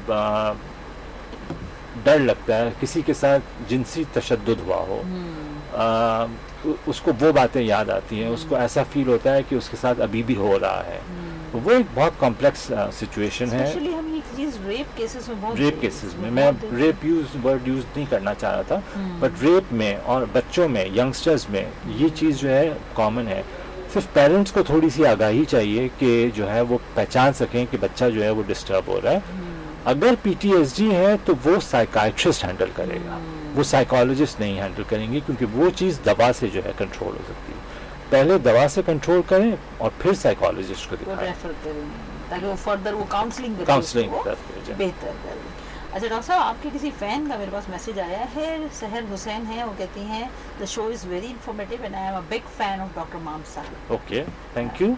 अच्छा, दूसरा एक जो बड़ा कॉमन और बड़ा मुश्किल वाला मरहला है हमारे लिए कि हमारे जो पेशेंट गूगल करके दवाओं की डिटेल में पड़ जाते हैं और साइड इफेक्ट्स और उस पर बात करते हैं और आधे डॉक्टर नहीं पूरे डॉक्टर बन जाते हैं मेरे हिसाब से। तो अरे मैं आपको बस ये तो एक बहुत ही दुखी दास्तान है क्योंकि मैं दवा लिखता हूँ, मैं समझाता हूँ कि इसके ये साइड इफ़ेक्ट है, ये होगा, ये ऐसे होगा, वो होगा, 3 दिन बाद मैसेज आता है कि हमने दवा गूगल में ये लिखा हुआ है। मैं लिखता हूँ एलर्जी की दवा तो मैसेज आता है कि आपने तो हमें एंटी डिप्रेसेंट लिख दी। नहीं जी, हर गूगल में हर चीज़ जो है वो सही नहीं है और हर कुछ जो लिखा हुआ है वो ज़रूरी नहीं है कि होगा। तो जो 12-15 साल हमने जख्म मारी उसका क्या? हाँ तो उसका क्या? तो प्लीज़ आपको जो सवाल है वो आप अपने डॉक्टर से पूछ लें जब आप डॉक्टर के पास गए हों, एंड डोंट गूगल, क्योंकि गूगल से जो है ना आप मिसलीड हो जाते हैं। ये भी है। दूसरा एक चीज़ और भी मैं आपको बताऊं, ये तो चले दवाओं पे रिसर्च है, अक्सर अपने सिम्टम्स डाल के डिजीज के नाम डिस्कवर किए जाते हैं। हाँ ये बिल्कुल, ये डालें तो ये होता है। अच्छा, फिर मेरे पास आएंगे और कहेंगे मुझे ये है, देन आई वुड आस्क कि ये आपको कैसे पता चला कि ये है? ये हमने गूगल किया था। उफ, ये गूगल ने जो है ना वो अच्छी खासी ज़िंदगी को मुश्किल कर दी, क्योंकि लोग ख़ास तौर पे एक कंडीशन है जिसे हम कहते हैं इलनेस एंजाइटी डिसऑर्डर, जिसमें एक इंसान, पहले उसको कहते थे हाइपोकॉन्ड्रियासिस, कि ये होता है कि मुझे ये हो जाएगा, मुझे वो हो जाएगा, मुझे हार्ट का प्रॉब्लम है, मुझे गुर्दे का प्रॉब्लम है, मुझे सीने का प्रॉब्लम है, मुझे दिमाग का प्रॉब्लम है। अब वो उस प्रॉब्लम के लिए हर डॉक्टर के पास जाते हैं कि ये डॉक्टर भी हो, वो डॉक्टर भी हो, वो डॉक्टर, सबको दिखा के फिर हमारे पास आते हैं कि अभी भी सुकून नहीं मिल रहा है कि हमें कुछ हो जाएगा। इससे हम कहते हैं इलनेस एंजाइटी डिसऑर्डर, और ये गूगल ने इसको बहुत बड़ा इसमें आग लगाई है इस मर्ज के होने में कि वो जाके पढ़ते हैं मुझे ये हो रहा है तो गूगल कहता है ये है, तो चलो भागो डॉक्टर के पास। सही भाई, ये तो OCD, obsessive compulsive disorder, very difficult disorder. Again, challenging. Again very challenging. Again genetic. Okay. Yeah. मैंने देखा है कि पाकिस्तान में जो वेरियस कम्युनिटीज़ हैं उनमें OCD जो है वो बहुत कॉमन है। OCD जो है वो एंजाइटी से लिंक्ड है। दिमाग में एक चीज़ का ख्याल आता है, उस ख्याल को सही करने के लिए, जैसे दिमाग में ख्याल आया मेरा हाथ साफ नहीं है, जाके हाथ धोते हैं, फिर ख्याल आया हाथ साफ नहीं है, फिर हाथ धोते हैं। कोविड में ओसीडी वाले जो सेटल्ड थे, जो बिल्कुल आराम से थे, उनकी ओसीडी बढ़ गई कि उनको कहा गया कि नहीं, बार बार हाथ धो, बार बार नहाओ, जाके हैंड सैनिटाइजर यूज करो, तो वो एक मुसीबत हो गई थी उस वक्त। But OCD is a complex condition, ये दवा से ठीक होगी। पहले दवा से इसको सेटल करें और फिर साइकोलॉजिस्ट के पास जाएं। डॉक्टर ही साइकोलॉजिस्ट के पास रेफर करेगा, क्योंकि दवा ज़रूरी नहीं है कि पूरी ज़िंदगी लें। साइकोलॉजिस्ट के पास जाएं, साइकोथेरेपी करें। ओसीडी की भी एक स्पेशल साइकोथेरेपी होती है, उसे भी हम कॉग्निटिव बिहेवियरल थेरेपी CBT करते हैं। हर साइकोलॉजिस्ट ये नहीं कर सकता, तो आपको पता करना होगा कि आप जिस साइकोलॉजिस्ट के पास जा रहे हैं, अच्छा हाँ, साइकोलॉजिस्ट के पास जाना है, काउंसलर के पास नहीं जाना है। काउंसलर आपको सिर्फ आपके कंधे पे हाथ रख के थप्पी दे के कहेंगे कि हाँ ठीक है, मैं तुम्हारे साथ हूँ, चलो इस मसले को हल करते हैं। वो लोग डायग्नोज नहीं कर सकते और वो लोग ट्रीट नहीं कर सकते। वो सिर्फ आपकी ज़िंदगी में तरीके बता सकते हैं कि किस तरह ज़िंदगी के मसले को हल किया जाए, बट बीमारियों को वो ठीक नहीं कर सकते। ना ही काउंसलर्स जो है वो बीमारियों को डायग्नोज कर सकते हैं। So you have to go to a psychologist. पहले आप ओसीडी के लिए अद्वियात लें, फिर साइकोलॉजिस्ट के पास जाएं और सीखें कि हम जिंदगी में दवा बगैर इसको किस तरह मैनेज करें। एक दफ़ा आप सीख लेंगे, आप डॉक्टर के पास जाएं और कहें कि मुझे दवा कम करनी है। डॉक्टर बहुत खुशी से आपकी दवा कम कर देगा, लेकिन आपने जो साइकोथेरेपी में सीखा है वो आप प्रैक्टिस करें। बहरहाल अगर ये मर्ज मौरूसी है, जेनेटिक है, तो ये वापस आ सकता है। तो साइकाइट्री के कुछ ऐसे मर्ज हैं जैसे स्किज़ोफ्रेनिया हो गया, साइकोसिस हो गई, बाइपोलर डिसऑर्डर हो गया, OCD हो गई। ये ऐसे अमराज हैं जो कि वापस आ सकते हैं, तो उनकी ट्रीटमेंट बहुत केयरफुली जो है करनी होती है। बट आप डरे नहीं, आप बिल्कुल डरे नहीं, क्योंकि इतनी अच्छी मेडिसिन आ गई हैं कि वो जो पहले जो साइड इफ़ेक्ट्स होते थे वो साइड इफ़ेक्ट्स नहीं होते। और अब हम सिर्फ मेडिसिन से ही ट्रीट नहीं करते हैं, हम कहते हैं कि साइकोथेरेपी ज़रूर करवाएं और लाइफस्टाइल में चेंज करें। लाइफस्टाइल मॉडिफिकेशन तो बहुत जरूरी है हर जगह, चाहे जी। किसी भी मर्ज की हम बात करें, चाहे मेंटल है या फिजिकल, कोई भी मर्ज है, lifestyle modification is the first choice आपकी होनी चाहिए। आप अपना लाइफस्टाइल बेहतर करके आधे से ज्यादा मसाइल आप खुद हल कर लेते हैं, आपको जरूरत नहीं होती डॉक्टर की, अनलेस एंड अनटिल एक आध दफा जाके आप अपना चेकअप करवा के थोड़ा सा रिव्यू लेने, और बाद दफ़ा तो शायद मेडिसिन की तो बिल्कुल ही ज़रूरत नहीं होती है। बाद दफ़ा तो मैं अपने पेशेंट्स को कहता हूँ कि आपको मेडिसिन की ज़रूरत नहीं है, आप साइकोथेरेपी करवाएं या आप लाइफस्टाइल मॉडिफिकेशन में ये करें। मसला है डॉक्टर साहब, खाने की मेडिसिन इतनी वो चाह है हमारे अंदर ना कि गोली मिल जाए, काम नहीं करना। लेकिन मैं फिर से आपके सामने, अगर आप सामने होते तो हाथ जोड़ के कहता, लेक्सोटेनल और ज़ेनेक्स को हाथ ना लगाएं। इनसे हालांकि देखिए हमारे चैनल पर हम मेडिसिन के नाम नहीं लेते, बट ये इस केस में खास तौर पर हम नाम ले रहे हैं, हाँ, क्योंकि लोग शॉप पे जाके परचेज कर लेते हैं, चने की तरह खाते हैं, और इससे एक तो आदत पड़ जाती है। वही दवा आफ्टर सम टाइम काफ़ी नहीं होती, डोज बढ़ाना पड़ता है, और फिर इसके साइड इफ़ेक्ट्स होते हैं, जिसमें सबसे इम्पोर्टेंट साइड इफ़ेक्ट ये है कि आपकी याददाश्त कमज़ोर हो जाती है, बहुत ज़्यादा, और आप चीज़ों को भूलने लगते हैं। तो खुदा के लिए ये ना करें, काम से रिलैक्सेशन टेक्निक सीखा करें जिससे आप रिलैक्स हों, वॉक करें, ये सारी चीज़ जो है आपको रिलैक्स करेगी। माशरे में बढ़ता हुआ एक बहुत बड़ा रुझान है अल्जाइमर्स। रुझान नहीं है, अब हम पहचानने लगे हैं। आपको याद हो कि जब आप यंग होंगी, अभी भी यंग है, अभी भी यंग है, मुझे बूस्ट कर दिया। जब आप छोटी होंगी तो ये कहते थे कि लोग जो बूढ़े होते हैं वो बच्चों की तरह हो जाते हैं। बिल्कुल, बच्चा बूढ़ा बराबर। हाँ, तो इंसान आफ्टर अ सर्टेन एज इंसान का दिमाग जो है वो जकड़ने लगता है, जकड़ने, श्रिंक करने को हम जकड़ना कहेंगे, बिल्कुल, हाँ, जकड़ने लगता है, छोटा होने लगता है साइज में, जिसकी वजह से वो इंसान जो है, जो नॉर्मल उनकी कैपेबिलिटीज़ थी, जो नॉर्मल काम वो करते थे, वो काम नहीं कर पाते। सबसे पहली चीज़ ये होती है कि कन्फ्यूजन होती है, उसके बाद मेमोरी लॉस होने लगती है, मेमोरी लॉस जो होती है वो करंट चीज़ों की आजकल की चीज़ों की मेमोरी लॉस होती है, पुरानी बातें याद रहती हैं और वो अक्सर पुरानी बातें रिपीट करते रहते हैं।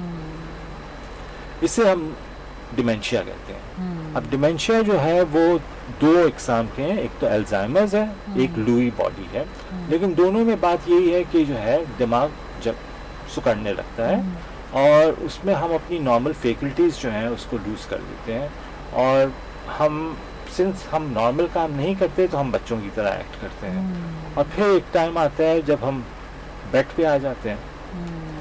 अल्जाइमर्स की कोई ट्रीटमेंट नहीं है सिवाय इस चीज़ के कि अल्जाइमर को अगर शुरू हुआ है अल्जाइमर, उसे रोकने के लिए एक दवा है, 2-3 दवाएं हैं, मैं नाम नहीं ले सकता चैनल पे। वो दवा स्टार्ट करें कि अल्जाइमर प्रोग्रेस ना करें। कुछ सालों पहले बहुत सारी थ्योरीज आई थी, मेरा ख्याल है तकरीबन 10 साल पहले बहुत सारी थ्योरीज आई थी कि कोकोनट ऑयल जो है वो अल्जाइमर्स के लिए जो है वो बहुत अच्छा है। कोकोनट ऑयल के कैप्सूल्स भी मिलने लगे हैं, कोकोनट ऑयल वैसे भी मिलती है, तो कभी कभार मैं प्रिस्क्राइब कर देता हूँ कि 1 कैप्सूल ऑफ कोकोनट ऑयल किसी भी a day, it helps with Alzheimer's. जो मेमोरी गुजर गई, जो मेमोरी भूल गए वो तो भूल गए, लेकिन आगे प्रोग्रेस नहीं होता। इनटेक ऑफ कोकोनट भी फिर बेहतर आता होगा इन सूरत में, या कैप्सूल की सूरत मैंने पढ़ा नहीं है, लेकिन इनटेक करने में कोई हर्ज नहीं है। वैसे भी वो हमारी डाइट्स में शामिल ही होता है कोकोनट तो, और अगर इसको इसमें फ़ायदा होता है अल्जाइमर्स में या डिमेंशिया में, सो इट्स वेरी गुड कि आप उसको जो है इंस्टेड ऑफ मेडिसिन आप ये कर रहे हैं। तो चले हैं यहाँ तो सवाल अभी बेताशा पड़े हैं डॉक्टर साहब, और सब टाइम देखें। इट्स मेरा ख्याल है 12 मिनट्स हमारे पास है टू एंड, और आपका एक सॉन्ग भी मेरे पास रखा हुआ है, उसको भी मुझे प्ले करने का टाइम नहीं मिला, बट मैं चाहूँगी कि आज के शो का मैं बहुत फ़ायदा उठाऊँ, क्योंकि डॉक्टर साहब माशाल्लाह इतनी ज़बरदस्त पर्सनैलिटी के साथ और एक्सपर्टीज़ के साथ हमारे साथ मौजूद हैं, और हम चाहेंगे कि आपसे ज़्यादा से ज़्यादा फ़ायदा उठाएं। इतना आपका काम है जो आप बाहर से इतनी तालीम लेके आए हैं और पाकिस्तान को सर्व कर रहे हैं, पाकिस्तान के लोगों को सर्व कर रहे हैं। सर्व नहीं कर रहा हूँ, मैं तो यहीं का पैदावार हूँ। लेकिन डॉक्टर साहब जब बाहर जाने के बाद वापस कोई आता है, पैदावार तो सभी यहीं के पैदाइश तो यहीं की होती है, जाने के बाद हम भूल जाते हैं कि पाकिस्तान हमारा कुछ है। हाँ, जिंदगी के एक स्टेज पे जब बच्चों की शादियाँ करनी होती है तो फिर पलट के आते हैं कि क्या करें, रिश्ते नहीं मिल रहे हैं वहाँ, तो अब यहाँ करेंगे। लेकिन ये बहुत बड़ी बात है कि आप अपनी सारी वहाँ की जॉब्स को छोड़ के, इतनी अट्रैक्टिव सैलरी छोड़ के सिर्फ पाकिस्तान इसलिए आए हैं कि आप पाकिस्तान के लोगों की खदमत करें, उनको सर्व करें। ये बहुत बड़ी बात है। अल्लाह ताला ने आपके हाथ में शिफा भी रखी है, आपके फैंस हमें नज़र आ रहे हैं, अभी तो छोटे से एक इंट्रो पर हमें इतने सारे मैसेज आ रहे हैं, तो डेफिनेटली आपकी नीयत साफ़ है, तो बेशक आपके हाथ में भी शिफा है। यहाँ हमने जहाँ इतने सारी चीज़ों पे बात की, मैं थोड़ा सा रिपीट करूँगी इन द एंड कि थोड़ा सा हम इसको समराइज़ कर लें आज के शो को, तो आप विद इन 5 to 7 मिनट्स को समराइज़ करें, फिर मैं आपसे मैसेज लेती हूँ। श्योर। मैं सिर्फ ये कहना चाहूँगा कि एक कॉल में जी। अस्सलाम वालेकुम। अस्सलाम वालेकुम। वालेकुम सलाम। मैं मोइज बात कर रहा हूँ कराची से। जी जी। मैं आपका प्रोग्राम सुन रहा था, मुझे बहुत अच्छा लगा आपका प्रोग्राम। शुक्रिया। एक्चुअली मेरी कुछ सवाल थे डॉक्टर साहब से, आप प्लीज मुझसे बात करवा देंगे डॉक्टर साहब? डॉक्टर साहब जी बिल्कुल, मैं सुन रहा हूँ। डॉक्टर साहब सलाम अलैकुम। डॉक्टर साहब, मेरी बेटी है 17 साल की जी, ठीक है, और उसकी जो वेट है वो 68 वेट है, राइट। एक्चुअली वो अक्सर जो है ना वो गुस्सा, इतना उसका गुस्सा होता है कि वो कभी कभार तो दीवारों से सर टकराने लगती है, और हर छोटी छोटी बात पे गुस्से होती है, और कभी रोने लगती है बिल्कुल छोटी, जैसे हमें कुछ लग गया हो तो बिल्कुल रोने लग जाती है। और वैसे वो पढ़ती भी है माशाल्लाह, फर्स्ट ईयर में है और मेडिकल कर रही है वो जी। लेकिन डॉक्टर साहब उसका इश्यूज जो है ना वो मैं देख रहा हूँ कि कभी कभार तो इतना सर को टकराती है दीवारों से गुस्से में आके कि हम उसे कुछ बोल भी नहीं सकते, कुछ रोक भी नहीं सकते, इतना इशू आ जाता है। तो मुझे डॉक्टर साहब साइकेट्रिस्ट से मिलना चाहिए या साइकोलॉजी से मिलना चाहिए, साइकोलॉजी, ये मुझे बताएं। और दूसरा सवाल मेरा ये है कि मेरे अपने साथ ये प्रॉब्लम है कि मैं नींद में बहुत बोलता हूँ डॉक्टर साहब, मेरी नींद में बातें करने की बहुत आदत है, और मैं यानी सही सो नहीं पाता हूँ, तो उसका भी मुझे बता दे प्लीज। और आखिर में मैं ये बताना चाह रहा हूँ कि आपका मुझे इस चैनल के हवाले से मुझे आपका एड्रेस भी चाहिए, आप कहाँ बैठते हैं और कहाँ पे आपकी क्लिनिक है। बिल्कुल, आप प्रोग्राम के बाद कॉल कर लीजिएगा, आपको हम अपडेट कर देंगे। और आपके सारे सवालों के जवाब हम क्विकली देते हैं क्योंकि मैं हमारा quickly अपना देता हूँ। बच्ची को साइकोलॉजिस्ट को दिखाएं सबसे पहले। हाँ जी जी बोले डॉक्टर साहब। बच्ची को आप अपने साइकोलॉजिस्ट को दिखाएं। कराची यूनिवर्सिटी का साइकाइट्री का डिपार्टमेंट, साइकोलॉजी का डिपार्टमेंट बहुत अच्छा है। उनकी हेड ऑफ द साइकोलॉजिस्ट आ चुकी है हमारे अच्छा, पास। और अच्छा वो कहाँ पर है आपने मुझे क्या बताया? कराची यूनिवर्सिटी में आपको साइकोलॉजिस्ट डिपार्टमेंट है, वहाँ चले जाएं। डॉक्टर कुसिया से मिल रहे हैं, वो हमारे शो में आ भी चुकी हैं। यहाँ बहरिया यूनिवर्सिटी का साइकोलॉजी का डिपार्टमेंट भी बहुत अच्छा है। उनकी हेड का नाम जो है वो है डॉक्टर किरण बशीर नाम है। आप उनको भी दिखा सकते हैं बच्ची के लिए, ताकि डायग्नोज हो कि मसला क्या है। अच्छा, दूसरा ये कि आपको अगर नींद में बात करने की आदत है तो कोई ज्यादा इशू की बात है या ऐसा नहीं कोई वो मसला आपको तो नहीं है? साइकोलॉजिस्ट बेहतर तरीके से गाइड कर देगी। जी। ऐसा कोई मसला नहीं, इंशाल्लाह अल्लाह ताला ने हर मर्ज की शिफा रखी है।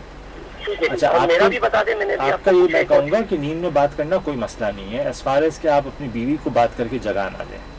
ठीक है वरना अगर ठीक है, नींद में आप बात कर रहे हैं तो it's okay, no big deal. ठीक है, थैंक यू बहुत शुक्रिया, बहुत शुक्रिया जी। चलिए, ये भी अच्छा हुआ आपने बता दिया, नींद में बंद करना कोई मसला नहीं है, लेकिन हाँ राज ना खोले, वरना लड़ाइयाँ होंगी।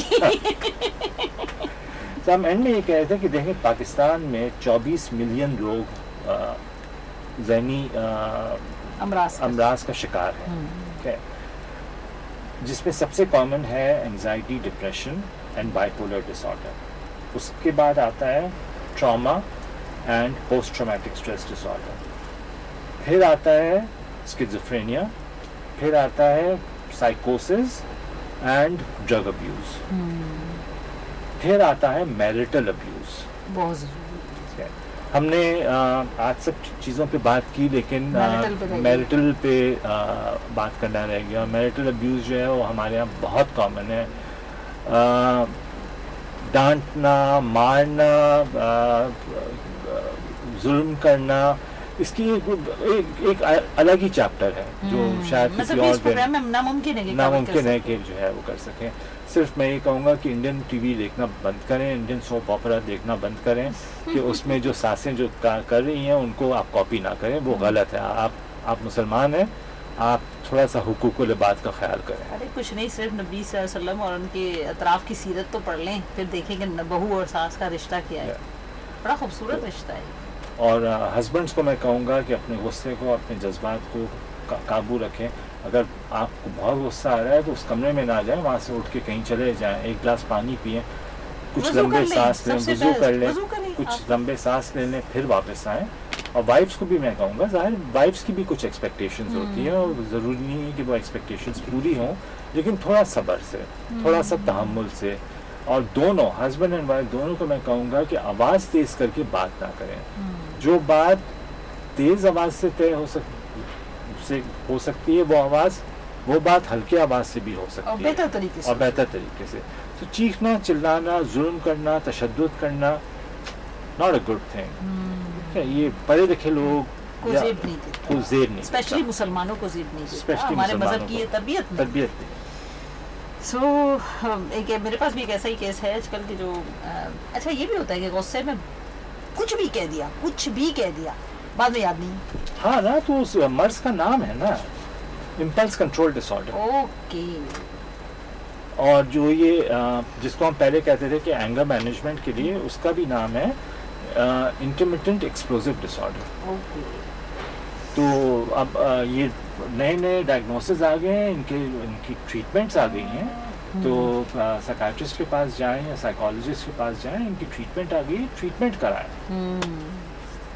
बहुत ज़रूरी है। एंड प्लीज़ अपना गुस्सा बच्चों पे ना निकालें, कमज़ोरों पे बिल्कुल ना, बीवी पे, बच्चों पे, या अपने सबॉर्डिनेट्स पे। बॉसेस का ये होता है, आके शाउट किया, बेइज्जत किया और फिर भूल गए, याद भी नहीं है आपको, लेकिन आपको नहीं पता आपने किसी की पर्सनैलिटी को डैमेज कर दिया।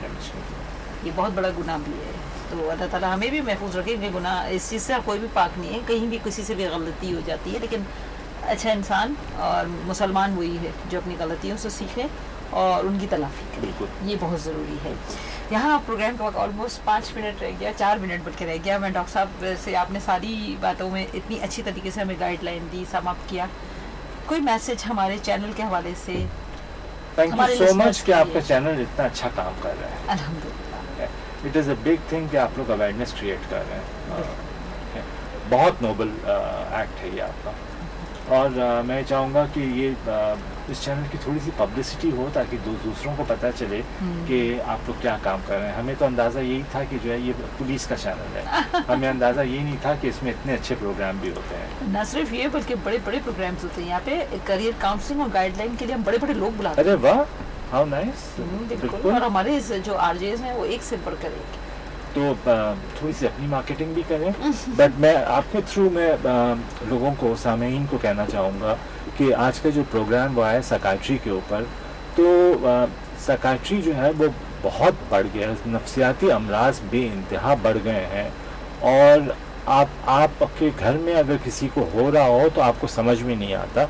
बेहतर ये है कि किसी साइकाइट्रिस्ट के पास जाएं या किसी साइकोलॉजिस्ट के पास जाएं। अगर आप कराची में रहते हैं तो जिन्ना अस्पताल में उनका डिपार्टमेंट अच्छा बना हुआ है। कराची में ये बंदर रोड पे प्रिंस सिनेमा के पीछे एक मेंटल हेल्थ सेंटर है जो कि फ्री में दवाएं देखते हैं, फ्री में फ्री डॉक्टर्स बाहर के हैं, फ्री में पेशेंट्स देखते हैं, फ्री में दवाएं देते हैं। उसके अलावा गुलशन इकबाल में जौहर मोड़ पे साइकोलॉजी का बहुत बड़ा सेंटर है जिसका नाम है ICP। वहाँ वो लोग बहुत ही नॉमिनल चार्जेस में आपका जो है वो साइकोथेरेपी करते हैं, आपकी साइकोथेरेपी करके आपको ठीक करते हैं। Institute of clinical psychology by Karachi university. Then Bahria university की साइकोलॉजी की डिपार्टमेंट बेइंतहा अच्छी है, बहुत अच्छे साइकोलॉजिस्ट हैं वहाँ। तो हम लोग जब मौजूद हैं तो हमसे मुस्तफ़ीद हो और शर्म ना करें कि वो ज़माना चला गया कि हम ये सोचें कि कोई क्या कहेगा। कोई कुछ नहीं कहेगा जी। किसी को आके आपके घर में राशन नहीं डालना है। उसने अगर कहना भी है तो अपनी ज़बान से कहना है। आप अपना इलाज कराएं और अपनी ज़िंदगी आसान बनाएं। अपनी ज़िंदगी आसान बनाएं और अपनी बात अपने तक रखें, पूरी दुनिया में फैलाने की ज़रूरत नहीं है। जी बिल्कुल, बहुत अच्छी बात कही। अपने डॉक्टर को अपना राजदार बनाइए, ना कि सारी दुनिया को राजदार बनाइए। डॉक्टर साहब, थैंक यू वेरी मच। आज का really very learning show, very informative and बहुत लर्निंग मेरे लिए बहुत अच्छा रहा क्योंकि मैंने बहुत सीखा। मैंने आपसे बहुत शेयर भी किए, मैंने अपने पेशेंट भी शेयर किए आपसे। मेरे पास क्वेश्चंस भी बहुत आए और माशाल्लाह कॉल्स भी आई और यकीनन लोगों को फ़ायदा हुआ होगा। Thank you so much for calling me.